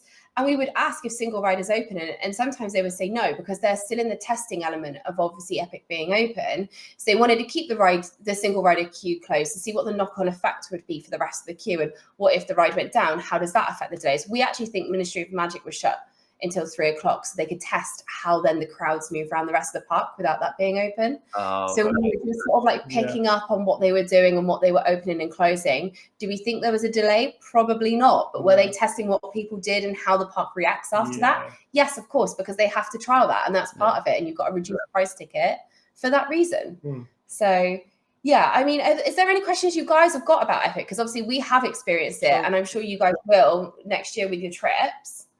Yeah, it's a weird one, because like with Epic, it's a park I'm gonna try and get out to. Yeah. So, but I'm probably gonna do it once. So, what really is your must do worlds going through these portals? Well, for me, I would say the best world is Isle of Berk. We've had people say, "Oh, really?" And I don't know, we just love the films. But when you walk in, again, it feels really unique, Joe. And I think that's the thing, right, is you go to loads of these lands, worlds, whatever people call them in different parks, and there's nothing quite like the way they've done Isle of Berk. It's really clever, really, really clever. Hiccup Swing Gliders through my expectations out the park. I love that ride, and I would say it's actually my favorite ride out of the park. Obviously, we haven't rode Ministry of Magic, so I can't say. No. Yours is Stardust Races, but the actual Celestial Park bit, I would say soak that in. That is, I think, one of the key things. We didn't spend enough time actually just wandering the middle part, and it's so beautiful. I think we were so so sort of beelining for the worlds that we just missed out the middle bit, didn't we? Really? Yeah. But Yeah. we're on a bit of a mission when we went, weren't we? To be honest. Nintendo World is just like a big, I would say, like strong miss for me. Like it's just Sensory overload. sensory overload. The one in Hollywood Studios, I feel, was slightly better, maybe because it's the first one we went to. I don't know. But then I really enjoyed the Donkey Kong part. I like the music in Donkey Kong. Yeah. I like the colors. I felt it felt better. It was less chaotic than the Super Nintendo part. The actual Donkey Kong ride, though, wasn't something that we should have queued 3 hours for. Rickety, wasn't it? Yeah. It's different, isn't it? It's a different ride than anything Yeah. we've been on. Yeah. The fact that the track isn't really a track and stuff like that. But Yeah, it's cool. It's definitely cool. But I would say, yeah, the Donkey Kong part was different and new, and definitely Isle of Berk for sure. And the food is meant to be amazing in Isle of Berk, but again, we didn't get to try any of it. Yeah, the food does look good. Do you have any? Do you have any questions, Jack? What would you have next time then? So what would be on your list, like 100% to-do list, if you could have like another day epic right now? So for me, I would want to try one of the pizzas. yeah, I would want to try one of the ice creams. they had, what was that bread roll in with like mac and cheese in it as well? Oh, the mac and Cone? cheese cones. That's it, yeah. Yeah. That sounds nice. So that's food that we would like to try. We would then ride-wise, we would obviously prioritize Ministry of Magic, but we've seen that people do it as their last ride at night, and actually it's a shorter queue, so it's about an hour long instead. That would be the key priority. The other thing we would want to do, you would want to do Stardust races again. I would maybe think about that. Because they've got 2 tracks, haven't they? Yeah. We didn't do 2 tracks. We did the one, didn't we? Yeah, but Hiccups Wing Gliders for me would be the priority, and then see not How to Train Your Dragon, the Untrainable Dragon show again. Like that show was amazing. That looks incredible. It looked so good. Yeah. I've seen lots of things about it. It looks incredible. Even when it opened over in Beijing, China, I think. Yeah, it's one of those parks. Yeah. But yeah, it looked incredible. So I'm glad We that actually there's didn't. go on. We didn't know what we were going in for, did we? We were like, No. never seen any videos of this, didn't know what it was or anything. And then we were like, spent ages just picking our jaw up off the floor, didn't we? It was unbelievable. What was it like crazy. seeing that dragon sort of like fly? Honestly, Like, Joe, okay. you know, I don't really love it when people say that they're super emotional in parks. Yeah. But I sat there and I was like, wow, This has like never been done. like goosebumps. Yeah. I said to myself, I was like, they need to get that into Broadway or something ASAP, because this show is something I would pay very good money for, like a feature length actual like theatre show for. Yeah. But when Toothless comes out, he like comes out of the abyss. You almost just don't see him, and then he starts circling above you, and you just think, "Oh my God, he looks so real and so like." I know it's puppetry, isn't it? That's what they're calling it for that show. It's puppetry, and it is just phenomenal. Whereas actually, the other thing I prioritize, Jack, is meeting Toothless. Yeah. But see, I want to prioritize Super Nintendo World. Yeah. Yeah, but you're a gamer. Do you know what I mean? That is true. But you know what? I get what you mean by this, because it does look a lot like at once. Yeah. But There's a lot of colours, a lot of moving things. Anyway, Yeah, exactly. For us, the power-up bands are not worth it. Like, don't go and spend $50 or whatever it is on a power-up band to just hit it on some boxes. The meet and greets are really cool there, I would say, actually. And the Toad Cafe in LA is very highly recommended, but I don't think it was open, or we didn't really see anyone going in and out of it for the days that we were there. So we do think there would be more to do there, but apparently if you stay on site at a Universal hotel, that's the early entry world. So you can get in there an extra hour earlier. And I think that would massively help your day. Yeah. So I feel like that would be the best thing to do, is if you're going to go to Super Nintendo, go for the early entry, because we did that in LA, and it meant that we had done Mario Kart and everything like that before the actual park had opened. And it was just so much easier. I've just remembered that vlog. It's so funny. Rhys, watching your face on Mario Kart, the ride. Oh, the level of concentration on your face is amazing. I'm not a gamer either, and I was just like, I just haven't concentrated so much to try and play it. Oh my God. You need to do a slow lazy video of Rhys' In my reaction. head. A video of Rhys' reactions to everything. You need It's priceless. I know. So funny. But I tell you, the one world that I felt a bit sad with, and I said this to Russ, and he was a bit surprised, wasn't he? Because he really loves Harry Potter, and we do too. But we feel the Harry Potter lands have been done so well in Universal and Islands of Adventure. The world they've created in Epic was really beautiful on entry. Then when you look around, you're like, this is just a bunch of shops that we've already got in the other like theme parks. And then the only difference is obviously there is a show there, which is really cool because we don't really have like a proper sit down show. I know that there's a lot of walkarounds in the other parks, but I would say the ride experience is amazing, but it's almost like they've done it in a T shape. There was no breeze, no air. And once that park is busy, we were at reduced capacity, but once that park is busy, that T shape is going to fill up real quick. Like there's no movement room. And the Harry Potter ride is literally like shoved in the corner of this T shape. And it just felt missing something. There was a little bit of Harry Potter-esque magic missing. Yeah. That's the only thing I would say. I think because they want you to go around with the wands and make stuff move and everything, I think they've sort of forgot that those areas actually need more than just that. I think. Than a window with nothing to walk into. Yeah. Yeah, no, I get that. And they've invested so much money into these infrared wands so people can interact with everything. But Exactly. Exactly. Sort of other areas lose the magic, you know. Yeah. So yeah, because we're all out of wands, aren't we? Thinking, well, what are we missing? What's here? Like we're all the muggles, you know, walking around without anything. That's it. Yeah. That is it. I feel like it just needs that one, like real. There needs to be something from Harry Potter there. That's all I'm saying. Is I appreciate it's not Harry Potter themed. I appreciate it's Fantastic Beasts, and I appreciate it's Paris. I feel like there's a photo op miss somewhere because if you were to put that on your Instagram with that background, people wouldn't really know where you are and what you said. Yeah. Put a photo of Jack in Nintendo World. They go, Jack's in Nintendo World. I know exactly where Jack is, sort of thing. And I feel like it's missing that, like, there's just something not quite right. Yeah. That's what I would. It makes sense what you're saying. Yeah. You'll feel it. You'll get it, I think, when you go. Yeah. And then obviously you move on to day 4 and you go into Epcot. You start your day off with Garden Grill, swapping the magic the lucky charms out for some Garden beef. Grill. Yeah. Yeah. Some steak and eggs. Oh my God, the Garden Grill. Let me tell you, I would do that dining in a heartbeat again. I try not to do the same things over and over, but It's just nice, wasn't it? it was great. Food was really nice. Yeah, really it was nice. so good. And what I loved as well is so much of the produce came from the Living with the Land ride, and you're like literally sat overlooking at it, and you're like, there's the watermelon I was eating had come fresh from there, and the salsa that we had on top of our steak was fresh from there. It was so nice. And like Chris, our server, did everything he could just to make the experience so good, and great character choices as well for us to meet. And I love that. I know some people are really thrown off of meeting characters and character dining, but you do get to a point where you can politely say to them, you know, I've seen you 3 times now, Mickey. You can politely, you know, walk on. Hi and bye.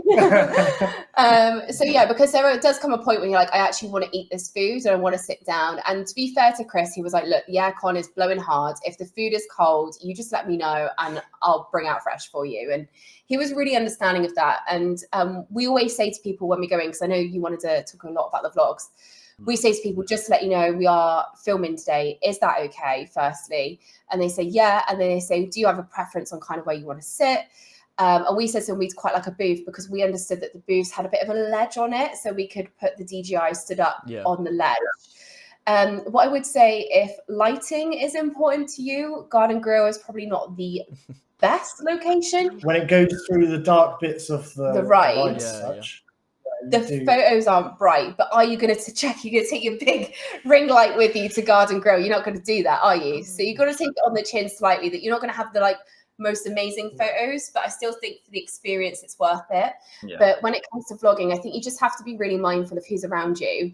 And when we were in Paris, we actually spoke to the family next to us and we offered to take photos and stuff. So I think if you build a little bit of a relationship with those next to you and around you, when you're doing these expensive character dining experiences, people then forgive you a little bit more instead of you just being like, here's a camera, I'm shoving it around and I don't care who you are and I don't care about your privacy and things like that. The fact it moved took me a while to get used to, because you're literally sat and you're like, this restaurant's moving. Yeah, it's It's ever so slightly spinning. It's quite. It is. Yeah, you're just like, am I going to be all right after 7 bits?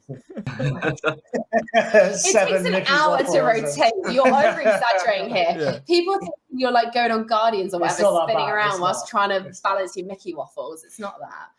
But the experience was brilliant, and I actually think it was really cost effective, because I think, Jack, we had the conversation last time on the podcast that the breakfast sometimes at the Disneyland Paris hotels are like 45 euros each or something. Ridiculous. So that's without character dining, right? At like Cheyenne. So you're not really anywhere specific, are you? Whereas with an extra $5, we got the characters and we're eating in Epcot. Do you know what I mean? I think it's good value. I really do. It is. Or maybe Disneyland Paris is just so expensive that I think that's good value, but that's Yeah, still yeah, expensive. I don't know. It's like Plaza Gardens. Is it Plaza Gardens? I think in Yeah. Paris. I'm sure you can get that for like a good price. But then it's like you said, like Cheyenne, because obviously I stay at Cheyenne. If I didn't do it, it would be 50 quid, and it's like, but then I can literally go to like into the park and have that for cheaper. So it's like the same what you just said with Epcot. Yeah. So you just got. I think it's worth doing these experiences sometimes just for that, because even if you don't want to meet the characters or like interact with them properly, at least you've got your photos done with them for the day, and like you don't have to worry about then queuing meeting them at the parks as well. Like it's nice to meet Mickey once on your trip, and if he's coming to your table for you and you get him for a minute on your own, it's like it's quite nice. I just know though, because I've done it before, I'm gonna have like a plate full of food, and then like all the characters that come over, I'm like, hang on. It does. I will say it is a bit of a messy experience, but you've just got to take it on the chin that you just might not eat what's on your plate and you might have to get something else, which is why the buffet styles are really quite good, because it means you could just go and help yourself and fill up whenever. And that's why it's okay to pass a character on as well if you've already met them. But I said to Chris on that vlog, I said to him, what time are the characters starting? And he said, 8:15. And I was like, okay, great. Because I knew that meant we could at least get teas, coffees, juices, and bread on the table before anyone was coming.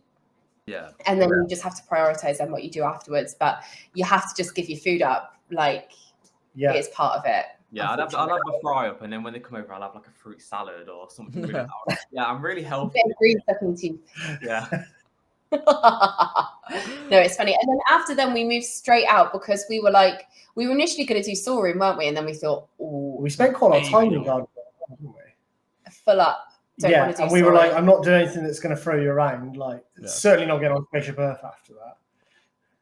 Spaceship Earth? Oh no, Mission Space. Yeah. Mission Space. Yeah. That would literally make me feel. I mean, that ride already comes with sick bags on it, so you know. We didn't do it for that reason. No, I know. So we had a really, really fun day at Epcot. In fact, it's probably one of my favorite vlogs of this series. I would say, like, we just had so much fun. We were goofing around.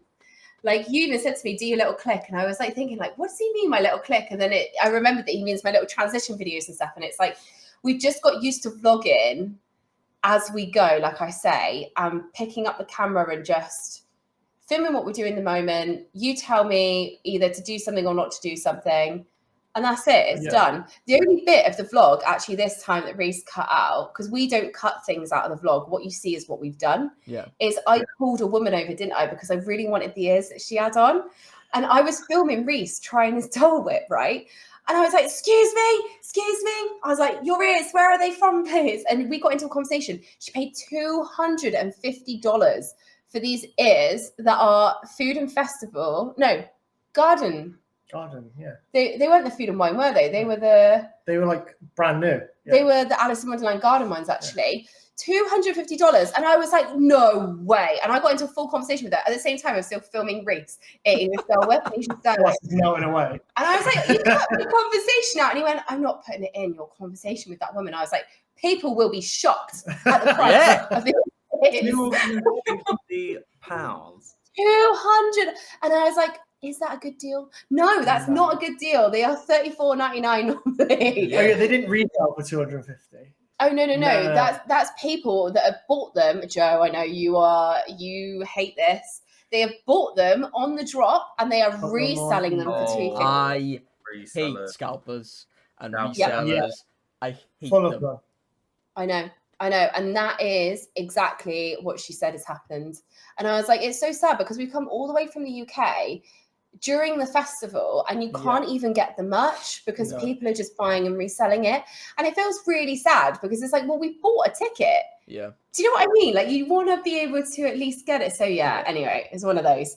But we had a really good day, loads of snacks, loads of food, banging onion rings in America. Really, really good onion rings. They were amazing. Yeah. And then the new show there is sensational. So again, talking about vlogging, what we do with the evening shows is Rhys will stand. So we have like a little, we've got it on now actually on our DJI, the feet that like stick out. But when you put them together, they make like a bit of a stick, if you know what I mean. Yeah. I don't know how to explain that in a A handle. like, oh, yeah, That's kind of right. like a handle. And anyway, so it can give him a little bit more height. He's not that person that like, you know, puts it all the way in the air or whatever. He will stand there with it just above his head height, and he will stand there as like still as you can For for half an hour. 25 minutes or whatever. And that's it. And that's how we film our fireworks shows. And basically, again, because of copyright. You just got to cut the balls out of it, haven't you? Yeah. Yeah. You've got to I clip can it up so imagine so. much that copyright can't get his hands Yeah. on it. But not like clip it up in terms of being like 5 seconds of one song, 5 seconds of another. Rhys will leave the whole song in, but there will be like a millimeter of a second literally cut out of it, which then means the song doesn't play through. So that is the one way that we've got away with it. Now, someone could just say, well, why don't you just overlay some music? But the thing is about these Disney shows is they're so emotive. You want to hear There for a reason, isn't you it? know, the music. Yeah, absolutely. So, but I would say if there was a show to do, I'm throwing it out there. I personally think, It's one is of it those. called Symphony of Us. Us? Yeah. Is it better than Happily Ever After? Don't you dare say it. It's not. Because No, it it's not. can't be. They was ready to walk out. I was Well- so ready to walk out. You have no idea. Like Happily Ever After, I think is the best show that Disney has done at the castle. I'd probably say there's more fireworks at the Symphony of Us. Yeah, because They're it's at a lower, fireworks we're at show lower only. level, aren't they? Yeah. But what I would say, maybe it's because it's a new show. I don't know. We watched the documentary before we went out there of how they made it, but the music, the actual words they're using in it is just so amazing. I stood there and I was like, wow, this hits deep. I think with Happily Ever After, obviously, you have a lot of visuals on the castle, and it's nice being at the castle, but that is a special show. Yeah. Really, really special. And you can watch it anywhere around the showcase as well. Yeah. So it's not super crowded anymore because they've made it a circle, which Yeah. is so nice. But yeah, amazing. So that's how we film it and that's how we edit it to make sure that we're missing out on copyright. Yeah. Nice. No, it's great. And obviously a lot has changed in Epcot probably since the last time you went. Would it have been your honeymoon trip the last time you went to Epcot? Yeah. So well, Test Track wasn't open, which I'm so sad about because I love that ride. That is a good one. Um, trying to think what else has changed. so Journey of Water Oh yeah, is new. There was a section there, I don't know what they've called it, but that was all closed off around that area as well. And that was probably about it at the minute that was new. And then just the food and the drink as well. Oh yeah, that changes all the time though in Yeah. Epcot, doesn't it? Oh, It's like a so revolving door. obviously you're there doing Flower and Garden. Yeah. What did you think of all the topiaries and things like that? Because obviously that's all I think fantastic. We love them. They're so smart, aren't they? They're so bright clever. as well. Yeah. They're really good. Yeah. The way they just do them, but they have got a few more since last time we went. I remember. Yeah, they've put a few more in. I think Yeah. some of the lands they've actually put more of like the characters in there. yeah. So like even just things like Norway, I never remember like Elsa and Anna being there. I always remember like the gremlin Nomi things. Yeah. I don't remember them being there. Do you know what I mean? Yeah. So I feel like they put a couple in. Because I was actually looking back at my 2005 trip and they were all there because I've never not done Flower and Garden. And they were all there at the time. But I mean, the quality of the flowers and the way they style them is just incredible. So nice. What, Max? Oh. What? Come on. Oh. There she is. Here we Did she let Oh. herself in? Yeah, she opens my door. She's really annoying. go. It's the door. I love that too. She's Oh. like, I want to go. Yes, you can have it. Come on now. Oh. All we need is Frank now. We've had a full circle moment, Yeah, I know. Jack. Yeah. He's downstairs. He'll Look at the end, the finale.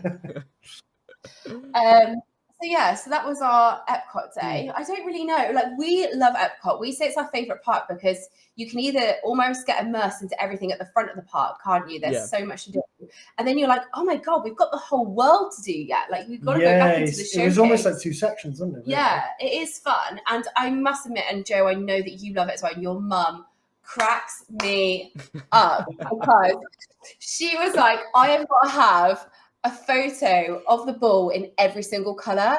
And what we're doing tonight is we're going back to Epcot just in case they shine it a different colour, and I've got to get that photo. That's it. Like, Yeah, that's it. oh my God, I love commitment. Yeah. But- No, she's so funny. Steph. But it was just brilliant. I was like, I rate that so much. Yeah. But anyway, so we love the ball, don't we? Yeah. We just think it is a work of art, and no matter what time of day it is, it looks absolutely stunning. And then when it lights up at night, it just it gets you right in the feels. But it's a visual point, isn't it? Like the whole way around the park. It's just amazing. Yeah. It's the way they've done it, like the Moana Journey of Water. It's like Pokes through the trees. It pokes through the trees, and they've obviously built it in such a way that it just glows, doesn't it? Absolutely. Amazing. It looks Stunning. incredible. I love Epcot Ball. You know, Yeah. big fan of Spaceship Earth. I think the ride's really good as well. You know, it's one of those ones which is a classic. I've got to do it every time I'm in Epcot. As long as it's a 5-minute wait, because it's not worth waiting any longer than that. How long did it take? Maybe like half an hour, 40 minutes. Spoiler alert. I would never have walked onto it. We not put it in the vlog yet. Oh no, it's in the new vlog. Oh, We haven't got there yet. Oh yeah, because obviously we did every part twice, didn't we? Because Yeah. of the length of time we were there. So I forgot that we didn't do it on that trip. It was delayed. I remember Closed saying down. now, yeah, Yeah, it was it was shut. delayed. It was shut. We were like hanging around near it, and it just kept being like delayed or closed, or Mm. so we were like, I'm not. And then it opened up, and we were like, yeah, but we're in like Japan, like the opposite end of the park. It's like I'm not walking all the way around just to go. Yeah. It's miles as well, Yeah. isn't it? Let's Yeah. be honest. It's so far. I tell you one thing that I've never done in Epcot that I really want to do, and it definitely would be on our agenda for a future trip if we had one, would be to get the monorail and go like round. I've Yeah. never Have you not? stayed on the monorail. No, No, Wow. that's never stayed on it to go through Epcot. no, we haven't actually, have we? No. No, we didn't do that. Have you done it, Joe? Yeah. Of course he has. Of on my- course he has. I've got his middle name. Yeah, his mum had to get a picture of it in a different colour. That's probably why I like it. My mum and stepdad like it for the reason that they can drink around the world. That's why they like Epcot so much, which is fair enough. Yeah. It's just nice. It's chill vibes. It's Yeah, good. it's We great. just- It's my favorite park, and yeah, the Mm. monorails are great, and I've been on and off them. I actually one day on my last trip, I did the 4 parks in one day. I Wow. went Animal Kingdom in the morning, then Mm. I got on a bus to the Riviera because it's a Skyliner resort. I got a Skyliner to Epcot. I walked through Epcot. Got on a monorail, went around the ball to Magic Kingdom, then Magic Kingdom back to Epcot on the monorail, back and into Hollywood Studios where my Ogre Cantina reservation was. Wow. Yeah, That was insane. that was a Do you day. That was taking hours. Oh, yeah, just jumping around. Do you know what? It's so interesting you say this though, because we did a park hopping day, didn't we? And we were just trying to think of the logistics. Like, right, you can get, like you said, like go get the bus to the Riviera because then it's a Skyliner route. And that's the thing is that you're trying to then plan all of these things, Yeah. and it's almost like a London Underground system, like the map that is, they've got, yeah. isn't it? And you're trying to like connect the dots to be Mm. like, right, we can technically go here, and legitimately like how it all works. It's just crazy how it's all interconnected.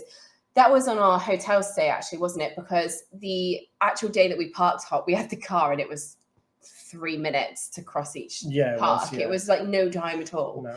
But yeah, the hotel hopping day that we used the Disney transport, we were like, it's a logistical plan. It is. You have to yeah, plan it. It is. Yeah. Otherwise, you're stuck. Yeah. Yeah, quite often, like, because I stayed on site last time I went, and I probably will for the remainder of the time I go. I would just often get on the first bus that showed up. If there was no queue and there was a bus showing up, I just go wherever that took me. You know, my days wasn't like I didn't plan my days at all. I was sort of like, oh, let's see where the bus cool. takes me today. So Yeah, I love that. yeah, that's That'd be good if you're doing if you've got like a spare day in your agenda or whatever, and you're like, I Yeah. don't really know what to do today. Yeah. And you're like, fate is literally just going to plan my day for me. I'm going to stand outside, and wherever it takes me, that's where I'm going. yeah. It was like That's- bus I love roulette, you know. I love that. Just waiting. But yeah, no, it was a lot of fun. But anyways, back on to you guys. Going on to day 5, of which is up. You went to Springs and possibly one of my favourite mini golf places in Orlando, Pirates Cove. Yeah, I know. I love that mini golf. It is the best. Game on, Joe. Came on. Right, so we need to organise a trip now. We're gonna meet out there. Just mini golf. I know. It was really good. And we don't know. You might know more than us, Joe, but we've never done that one before. We like to park hop, mini golf hop, Yeah. like whatever it is you want to call it. We want to try and get them all done, don't we, in Orlando? Yeah. And we'd never been to that one before. And when we got there, we were like, the Astro looks fresh. Like the skirting around the edges look fresh. Like had they publicly gone under like a refurb or something like Yeah, that? it looked like they've Or is it always just look really, really smart? spruced up a bit. didn't Is do you know, from what I can remember, it's always been quite a smart looking mini golf Oh, okay. course. they? Right. From what I can remember. If they've had new since I've been, which isn't that long, I would be Mhm. surprised. But yeah, it's always looked relatively that good, you know. Yeah. Yeah, no, we were impressed. Yeah, it's We're all in so one, much didn't fun. But one each, from what I can One each, remember. One each, absolutely. And then we had a morning in Springs because we definitely still wanted to do like World of Disney. That was high on our list of things to do. We wanted to have a Blaze Pizza because we had heard it was like a build your own, and because I'm a fussy bugger, it was going to suit me down And to that was the another ground. sort of cheap meal as well, wasn't Another it? cheap So, meal, yeah. And I tell you what, it was one of the best meals that we had the whole stay. Blaze Blaze Pizza was is It's so good, yeah. good. So Yeah. good. And such good value for money. I mean, a lot of the Oh, yeah. Springs, like quick service restaurant, fantastic. So good. I know like Deluxe, if you've tried the burger from there, they're really good as well and great Yeah. value. Yeah, yeah. because there's some really nice places to eat at Springs, right? But again, we do like when we make an agenda for Walt Disney World, we do it very much like we will do 1 or 2 expensive meals, and then the rest of it is going to have to be more budget friendly. And we obviously had our character dining, and then we knew that we wanted our nice dinner on our anniversary. So it was kind of like we didn't want to then go and be spending a lot of money at some of those really nice places in Springs, because for us it wasn't worth it. And also when we have a bit of a break day, we go cheap on our break days as well. Yeah, I don't yeah. know about anyone else, but like we really like do not spend money if we don't No. have to. Yeah. But we bought merch instead, so. It kind of counterbalances it. It has Disney money, that Yeah. fine. But yeah, we met up with some of our friends, and that was really nice because it was just good to like chill out, sit down, get to know them a lot more. And I think moving forward, our Walt Disney World and Disneyland Paris holidays are going to change slightly because of the vlogging. And I mean that in a way of we are being slightly recognized. So I think there is going to be a lot more stopping and starting, sitting down, getting to knowing people. Like those moments that we had with Emily and Don, I think there is going to be a lot more like that. You know, if there was any time that us guys were out there together, you know, we would do a lot more of that as well. Yeah. And I think, again, with the vlogging, you have to realize that there is an element of you are going to get a lot of messages, and you are going to get a lot of people wanting to come and say hi and like things like that. And that's absolutely fine. And we always give people the time as well. Like we never like shift people on or like whatever. No. But to spend those like 2 or 3 hours with them was amazing. Yeah. And we felt guilty because they were there for a week, and we were like, God, we're actually taking a lot of time out of your agenda. And we're sat here just talking for like hours. Yeah. Who cares?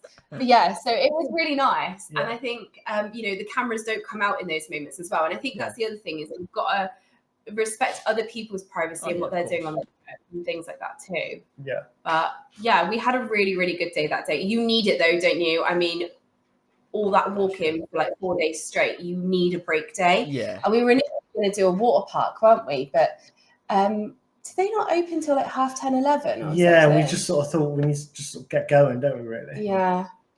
So that was our one thing that we Yeah. didn't do because we did Epic. We lost our water day park day. Yeah. No, that's fair enough. But you know, it's like you say, you do need that break day. Like after I did 4 parks in a day, there was a break day afterwards. You Yeah, know. you only like a week after that. Like Yeah. I think that day I also the day after I went to Spriggs and I think I went to Gideon's, Mm, which was a nice treat. yeah. But so after day 5 and you know your mini golf adventures, you go into day 6, and you're down in the main park, the Magic Kingdom. What was your day like there? We've recuperated, we've recharged the batteries, haven't Yeah. And now spending them all again. Yeah, wow, what a day we had at Magic Kingdom. I am so pleased we left it as the last park to go. Well, it wasn't technically because we had Hollywood Studios, but like it was such a build up over the week, wasn't it? And it was so nice because you walk in and you go, oh my God, we're here. And it was just, the buzz was amazing. Yeah. We unfortunately had a little bit of bad weather, but you get that anyway, don't you, in Florida? It's just how it goes. You got to be And prepared. it's standard. Exactly. But that's why we wanted to make sure that we could do every part twice, just in case fireworks are cancelled, outdoor rides, you know, all of that kind of stuff. But this day it came in the afternoon. So we decided, right, what we were going to do was like 100 miles an hour in the morning. And then we could like chill out and just do whatever in the afternoon. But we had such a fun day. We ate loads that day as well. But we were there. We got, oh my God, what time did we get to the transport centre? We must have been there at like 8:10. Yeah, it opened at 8:30, didn't it? No, pre that, when we're parking the car and stuff. 8. We must have been there. No, it's not 10 minutes. We must have been there about 7:30. Like, come on, Rhys, get with the program. We must have been there about 7:30. And then by the time we queued for the monorail, got on it, got in, and then got down Main Street and everything like that. It took about 20 minutes, didn't it? I think. Yeah. And then it was just like, from there, it was just amazing. Met Snow White straight away. The Dapper Dans were out. So you could just hear them, like, their voices just like circulating. I love the Dapper Dans. I could just sit and watch them for hours and hours and hours. I know, they're so good. And then, and we just went from there, didn't we? We love Tomorrowland. So I think that was like, for us, it was a clever move really to go there first. It is our favourite land in Magic Kingdom. We love the rides there. And so we went there first, and then it just went on from there. And again, with the vlog, it was like we admitted to the camera that we were sort of ad hocing it for the day, that we hadn't really made a plan, and it just was going to be what it was, sort of thing. We were just looking at wait times and ducking and diving into different places. Really. Yeah, because initially we were going to go get breakfast because it was like right by where we were. Yeah. And then we saw that Pirates was at 5 minutes, and you think, oh God. God. You're like, we've got to take that opportunity because it's going to cost us. Yeah.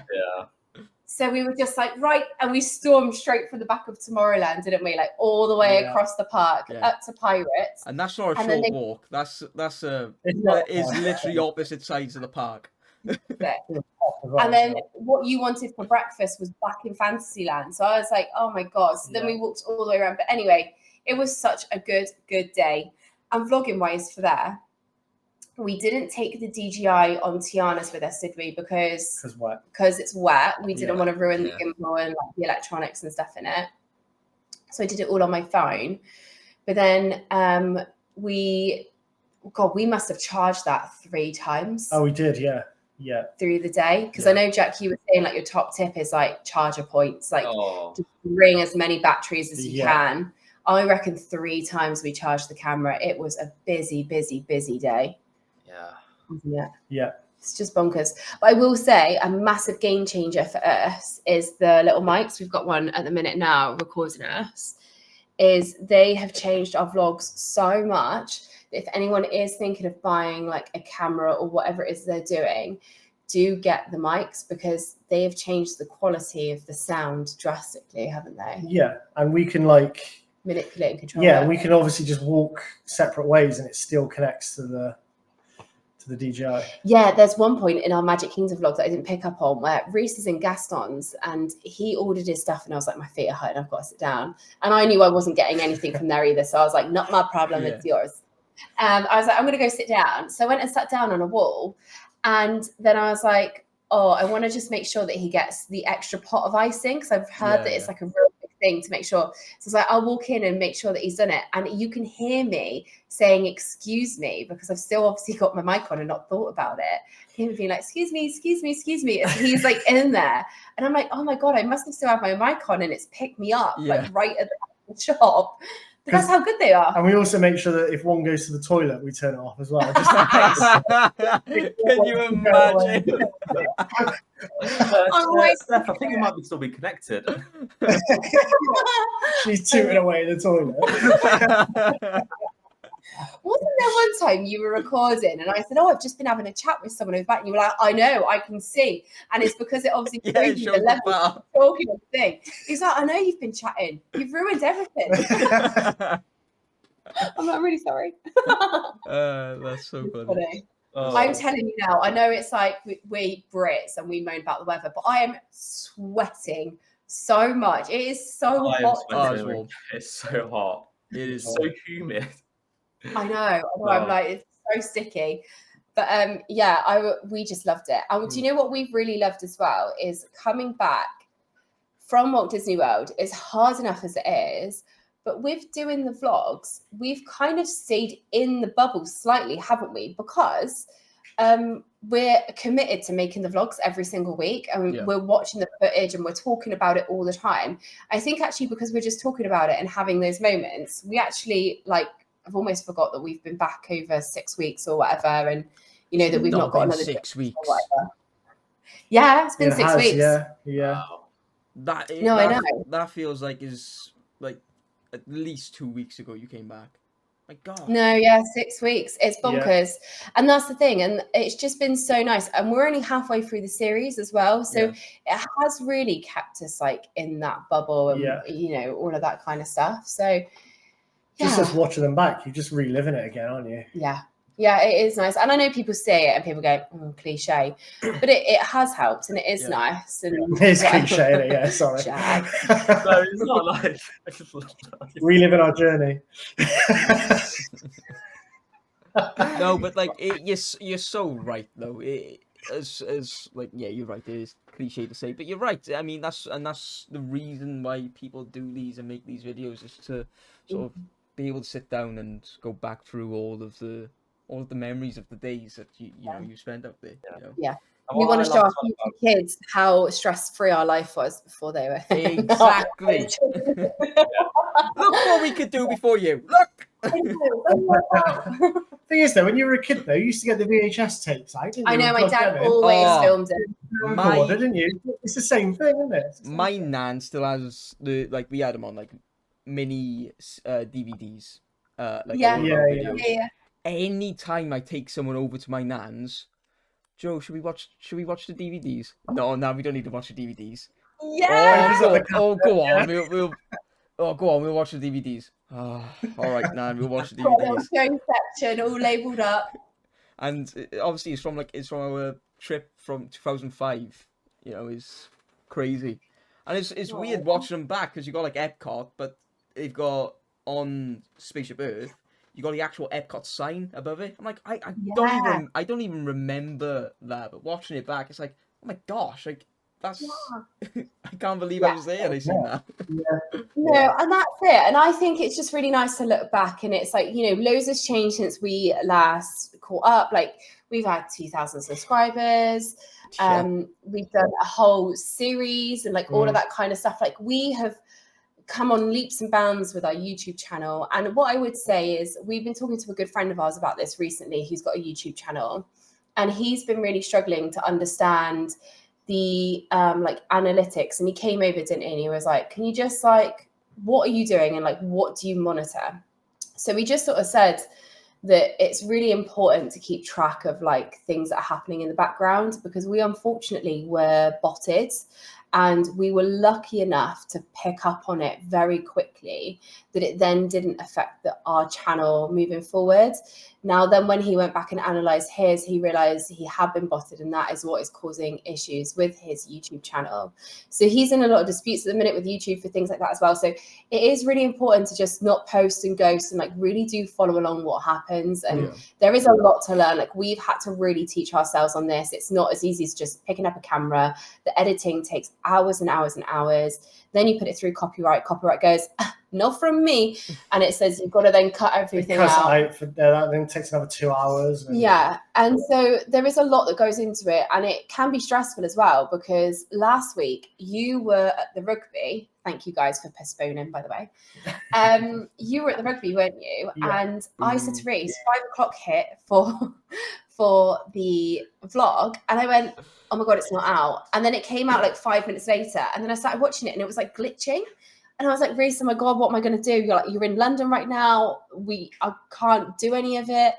And it was a nightmare, and I had a pure panic. And then within a couple of minutes, it sorted itself out. But there's just little things like that once it's out there to the world, you can't really control a lot. So you've got to get it right beforehand, and the thumbnails, the description, the tags, like everything that goes into it. And the analytics are really important to follow, like I say, because if you see anything that's, you know, bot wise, you want to nip it in the bud straight away. YouTube have actually put a button on there now to stop people being able to like self-promote and things like that, which is how you get botted. So, you know, you're just being careful to make sure you got all of that stuff turned off and protect the channel more than anything.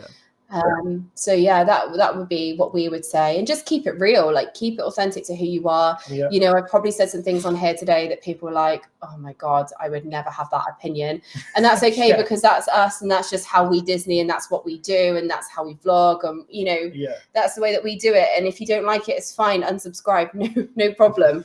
Like, I don't need that clarification from people, do we? But I think we're just really having so much fun with it, and that's the difference. Is we love watching them back. We enjoy it. It shows as well. Like you know, you can see you're not just doing it to, you know, try and make a quick buck. You know, you can see that you guys genuinely love what you're doing and you enjoy it so much, and it shows in the content, which is you know, it's so fun to go back and watch your vlogs. You know, I'll sit down with my girlfriend and I'll watch them. You know, and we like, when we eventually get out there, we'll do that. You know, we'll put the butter under the food. Yeah, exactly. Do you know, I was like, I turned to her, I was like, oh my god, it's a genius! I'm gonna stop doing that.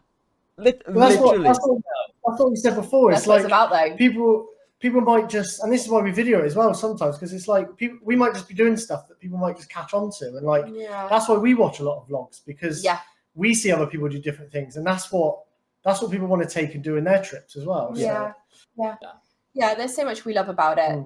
And for us, it's not about, like you say, Joe, like making a quick buck. Like, let's be honest, everyone knows that people get monetized on YouTube and people make money from the videos, but we're not talking hundreds of thousands as a small creator like us and things like that, you know.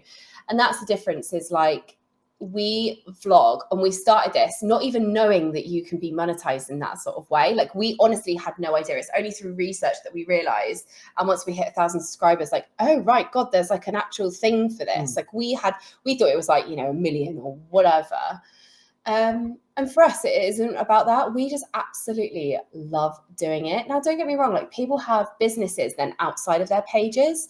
Like, obviously Charlotte has her like scent business, like the candle stuff and things like that. And I love that, because there's ways that you can still be like a Disney content creator that still loves going on these trips, still does the vlogs, still does, you know, her Instagram and things like that, but also has a way that like she makes money and runs a business. And I think that's really good, that like, it doesn't mean that she's trying to monetize and capitalize on her position in this Instagram Disney world. But like, Yeah, I think there comes a point where a lot of people probably look at them, or like we've seen some YouTubers, haven't we, be like, oh my God, they're on 15,000 subscribers, they get 30,000 views consistently. Yeah. My God, they must be raking it in. But you never know, because you don't know what people's analytics are doing in the Yeah. background and things like that. It's all about the watch time, you know. That's what Yeah. it is. It's about the retention. So Yeah. I get that. So yeah, we've absolutely loved it. We've kind of feel like we found our little finding or purpose in life slightly. Yeah, it's some something to do on an evening, isn't it? Put some videos together, I suppose. That keeps us busy, I suppose. I know. We really like it. And I know you've just started doing it, Jack, as well, haven't you? How have you found it? Like I clicking do it all enjoy together? it. It's the editing for me. I'm like, 'cause Mm. I've got like a video like I seem to go before you guys come on. I've did my unboxing of the 2 Loungeflies, and I recorded that 3 weeks ago. I guess I haven't edited it yet, and it's only a Yeah. 10-minute video. Yeah. But I love it. Like I loved when I went to London and vlogging, and it felt like a whole new experience, and I felt more immersed into it. I think Yeah. it's like it's just time the time to edit. Mm. Because I'm like you guys, I don't want to do something that's crap. Basically, I want Yeah. it to be good. I don't just Yeah. want to do it for the sake of it, and I don't just want to be one of those people like what we said who are doing it for the wrong reasons. I want to make sure that it's all perfect and Yeah. ready to go. So I just need to stick to it really. Yeah, it's hard because it's like we try and weigh up the vlogging versus short form. Yeah. Because obviously with like Instagram and TikTok and stuff, like people still want videos there. But actually, is there a way to do more short form content of what we're vlogging? Mm. And like use Instagram mainly for your photos and things like that, like not worry about the other stuff to post there. And that's what you have to weigh up, is like how time consuming can all of this be whilst we're still all trying to, by the way, hold down full-time jobs, be in a marriage, Yeah. run around after animals, you know, upkeep a house and things like that. It's those things that come into it as well. Like we're not lucky enough to be big enough to quit our jobs, to have a team of photographers and editors, and you know, like some of these really big stars are. And that's when you have to be like, okay, well maybe there is a compromise somewhere, and maybe Instagram should only be used for my stories and my posting my photos, because I can't really upkeep much more else than that. Yeah. And the same with TikTok, you know, it is a little bit more copy and paste. Whatever you do on one channel, you maybe do on the other channel. But maybe you just need to be filming in the moment what you're doing in the parts, and not trying to like make your day in life too hard. Like you say, Jack, you've been procrastinating on those videos for 3 weeks. And it's just one of those, isn't it? It's like you have to find the time, and it is a lot of time to edit. Yeah. And that's what people forget, I think. Sometimes they think, oh, amazing, they've put a vlog up, they've got loads of views, but they don't realize the real hard work that goes in, you know, the other side of it. Yeah. So Because that's the easy bit, let's face it, filming it. yeah, That's the- film- Yeah. That is Yeah. The putting it together bit is so on a tough. holiday and filming it, yeah. I know. It's fun. And Joe, I know you're going to start your series as well, which is so exciting. Eventually, I'm just again, it's finding the time. It's finding the time to sort of go out to these wonderful places that surround Wales. It's just time and like weekends and to go out them. So maybe doing our mine and Jack's little break here. I'll get some stuff doing. I love that. I love that so much. Yeah, it's fun. And that's the thing. And I think you've got to, vlogging's either for you or it's not. And that's our biggest advice for anyone out there. I get so many questions from people saying like, how should I start out? What would you advise that we do? And for me, I just say the biggest advice is you need to do it on your phone first, work out whether it's for you. If you can hack the editing and, you know, upload into YouTube. And if you can, great, go for it. Start investing into things. If you can't, then maybe it's not going to be quite right. Because it is an investment. Yeah. I always say, if you're just going to buy all the kit and then just go, right, let's do it, without sort of any sort of thought or process behind it, it's tricky, isn't it? Yeah, it's tricky. Definitely. is. And on that little note there, I think I'm gonna have a little 5-minute break before so Jack can set up the roll call for Rhys. Oh, here we go. So we'll have a 5-minute break. Grab yourself a drink, cool off a little bit, and we'll be back. We'll be back. I am in a literally little going to stand. I'm literally going to stand in front of the AC. I am melting. And we are back after a much needed break in this humid, horrible weather we are currently suffering in right now. But we are here with a very excited version of Disney Roll Call with Rhys, who is new to all of this. So we're just going to make it even better. So, Rhys, I'm going to quickly explain it for you. So, I'm going to give you the names of 10 random Disney characters, and you'll have 2 words to describe them, either solid or pass. Doesn't matter how controversial it gets. It's an open space. And I will let you Okay. know if they're controversial. Don't you worry. Joe will walk out the room. So just to clarify, Rhys, solid means like you like them, you keep Yeah, them. yeah, Like, yeah, I know, okay, yeah. just in case. Because Well, triple cast. Yeah. yeah, okay. Right. Are you ready, Rhys? I suppose so. Yeah. Born ready is the right answer. It's like a game show. It's like, okay, like, number 1, Minnie Mouse. Pass. Whoa! Why? Whoa! What do you mean? What? What? Do I get this or not? I don't even know what to say at this point. What have I got to say? You pass Solid it. or pass? Why am I saying solid? Well, you've just said pass, so explain yourself. Well, Mickey Mouse, isn't it? I don't think he gets it. No, we're talking about the character. So, do you like the character? Yes or no? Is it a solid, or you don't get to be like, I want to swap it out for Mickey Mouse? Right. Okay. Okay. Next one. I thought I had done us a favor by briefly explaining the situation. You've explained it now. Okay, It makes more sense. so 1, 2, 3, Minnie Mouse. Solid. Hey! Wow. Hey. That's Right. twice that Yeah. Minnie. That's twice Minnie has been passed now. Really? By accident. Yeah, By- Really? Charlotte passed on Excellent, okay. accident. So why? Because iconic Disney character. Perfect. Fantastic. Well done. I get it now. Right. Moving to number 2, Pluto. Solid. So do it solid. Good choice. Because Solid, you're right. I've got to say because now, haven't I? Yeah. Yeah. Because I always refer to Pluto, and we've got that white Pluto for Chester. Oh. Yeah. That's It looks exactly like him. And he's funny actually, Pluto, on his meet and greets, he wants me to like scratch his nose and stuff, doesn't he? Yeah, and when he licks you, he makes like the licking sound as well. That's a bit weird. If you never know, I was like, what? I'm like, what are you doing? It might have just been that one. You're not phrase. supposed to make noises. No, I had it at Disneyland Paris, and it just come Did out of you? nowhere, Yeah. and I was like, what? Right, okay, hello.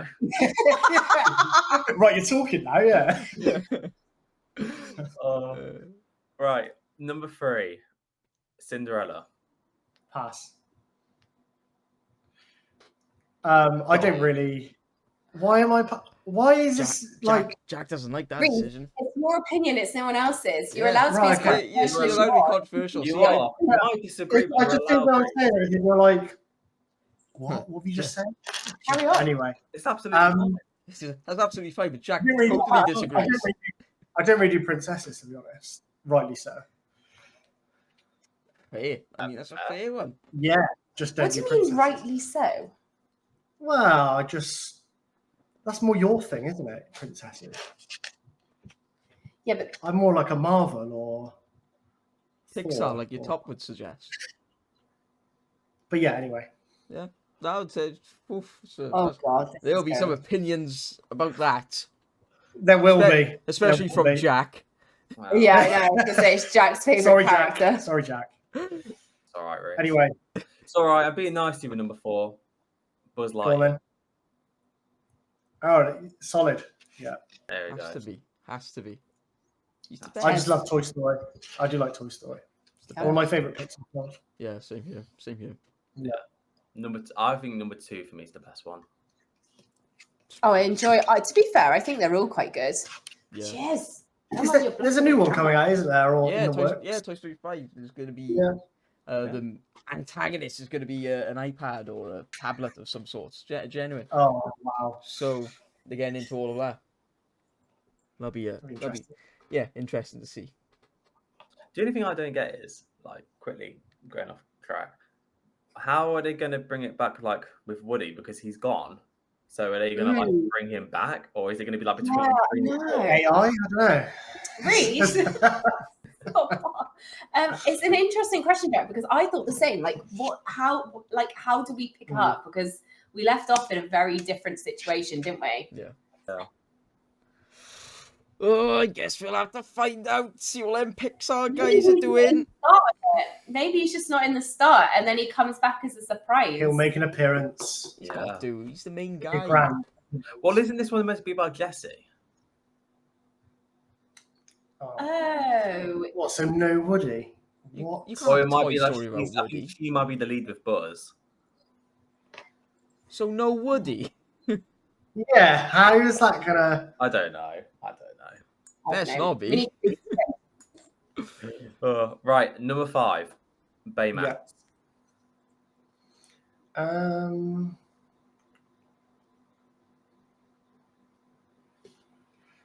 I'm gonna say solid, but also a pass. Is that allowed? But only because he's not really around in the parks as a character in Right. Yeah, no. So, Orlando or Paris. I'm cutting you off here because we said to you, can we go and meet Baymax? Because he stood right there, and you went, no. So to then say, I don't want to say he's a pass because he's, I quite like the he's not a films, though. solid I do because like the he's films. not in the I parks. do like the films. The one chance you went, no. There's a bit of a queue, wasn't there? There was a queue. Yeah, because he's so unique as a character. Oh, I don't know. But I will stick up for Rhys in terms of he does like the films and he does like the lounge fly. You know, like the lounge fly that's out at the minute with the cat. And the Yeah, bug. that's quite a cool one. I do like that. So yeah, there we are. I'm gonna get cancelled here. This is the most. it's just going to be Steph at the end of this. This is the most whack roll call I think we've ever had. We're Right. here for I it. mean, it is the final episode. So. Oh, right. Number 6, Donald Duck. Solid. He's the best. That was a pretty Yeah. firm solid. He is the best. Um, Over Fab Five. He's just, again, just an OG character. He's just everywhere, isn't he? I like him, He's class. and he speaks differently. I just feel like Steph's just going to walk out the door at any. He can. Speak differently. Everyone speaks differently. You know and what I mean. speak You know what I differently. mean. No, because Goofy has a different accent. Stitch has a different Oh, accent. shut Like up. speaks differently. Isn't it? Okay. Uh, Yeah, fine. Okay. Number 7. I thought this is a no judge. This is a judge-free zone. This is the no Hey, Give it- Rhys, give it- so far give it- I'm with you, but I am with you. No, this is the one part we are Oh, allowed dear. to judge. Yeah, it's actually because we hate Rhys. This is- No, yeah. Rhys, I'm with you. I'm with you. I'm following you. so we hate Rhys and Joe. He's gonna get off of this. He's gonna grill me, guys. Come on. Anyway, Right, number 7, Hades. Oh God! Oh, Jesus Christ! So Rhys doesn't watch Hercules, so he has no What? Oh, Rhys, you need to get on that now. You need to go on either pronto. way. null and void. Not sure. Don't know who that is. Oh, that's... And not the N/A. N/A. Right, I'm not happy about that one. No, Joe, I'm going to move on because otherwise you are going to walk out. I will. I will. Yeah. Okay. Number 8, Simba. Simba is a solid. Yeah. Thank God. I I think we just leave it there. Let's. think we see that. Yeah. Solid. Yeah. Well, I feel like I know what the next two are going to be. Number 9. Come on, mate. Let's go. Number 9, Lightning McQueen.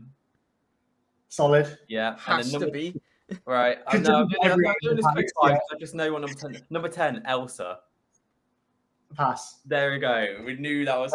It's an interesting choice because I said the same thing. Why? I just said I just don't. Princesses don't interest me. Fine. I said the same thing, but I actually gave a better answer for it. So Just haven't seen it. you You've seen Frozen. I've seen Frozen. Yeah, I've seen a bit of Frozen. Yeah. You have, because we watched the second one and you knew the before I even knew it. Well, you are then. Shows you paying attention, eh? I think we need like to clip in the recording of that, just like at the start of the video. Full disclaimer. Oh god. Very unpopular opinions. Right, let's get the Disney roll call. What a way to wrap up the last one of the season. What a way to wrap it up. That's so funny. Thanks, Ruth. I think that might be my favourite one yet. Sorry, Steph. Good. Well, just Sorry. because you didn't get it. I didn't get a lot of things though, to be honest. Oh, that was brilliant. oh Fair my play. God. Right. I didn't even. I didn't even know where to go from this Thanks, Steph and Rhys, for coming on. You've been absolutely useless. one. Don't say that. You've absolutely lost all your following. People don't like you anymore. Get out. Get in the bin. Oh my God. No.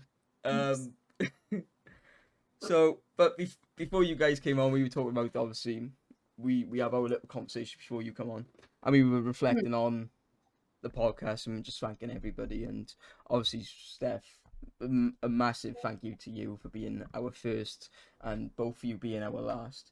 It's been such a journey, and I'm glad that you guys have been a part of it. Obviously, we've become really close friends over the last 6 months, there or thereabouts.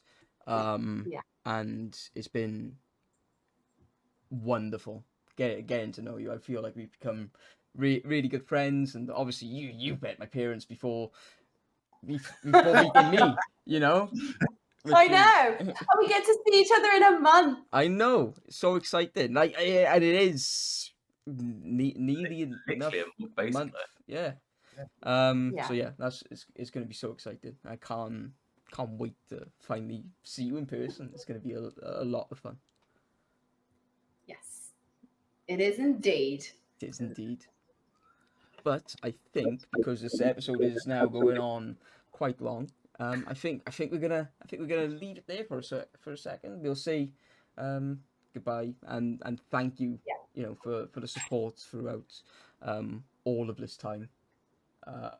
Because You're more than welcome, and thank you for supporting us, because you know you ask us to come on these things, which you know supports us and it puts us out there to people. We might have now ruined your podcast, so we do apologise in advance. Don't say that.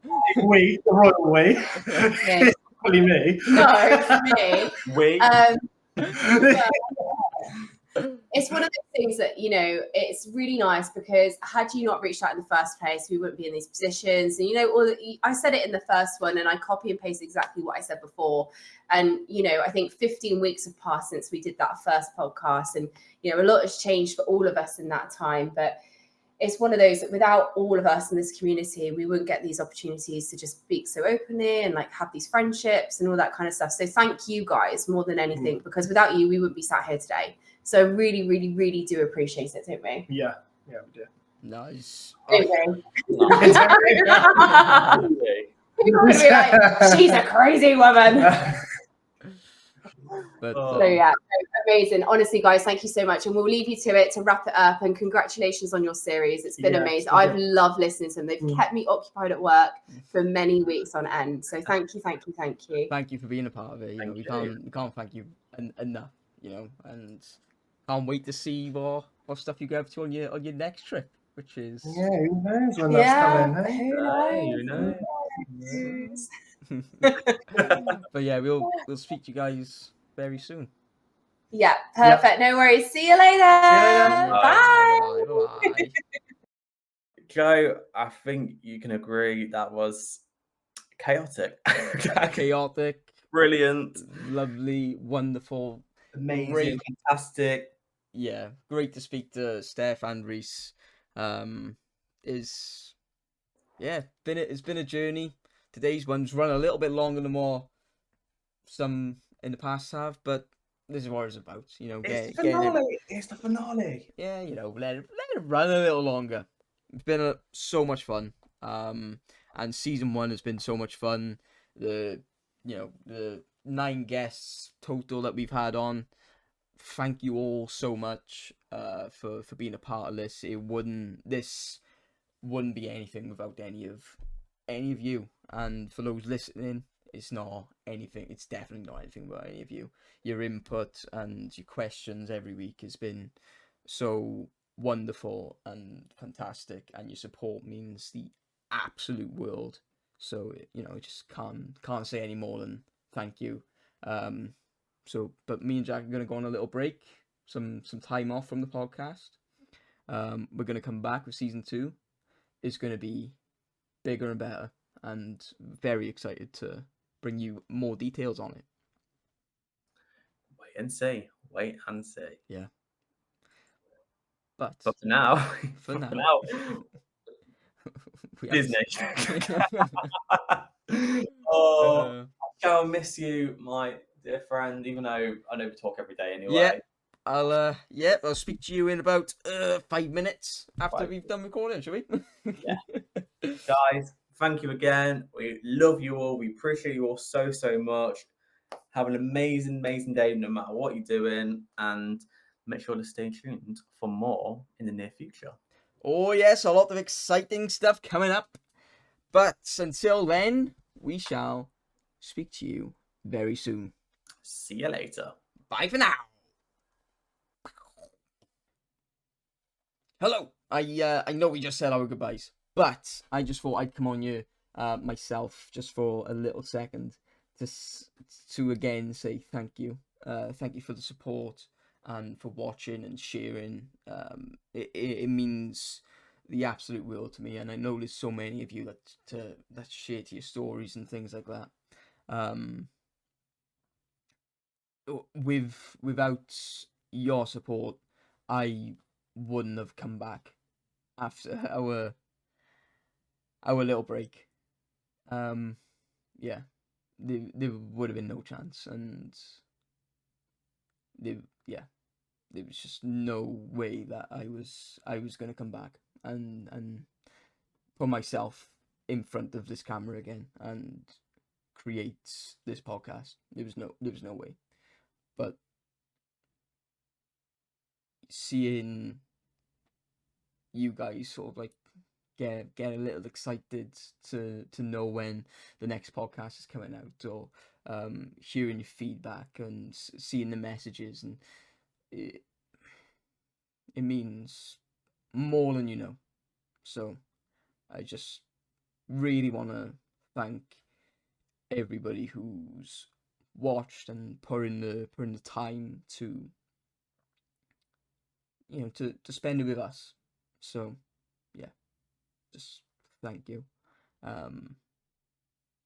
It means the world. So yeah, thank you.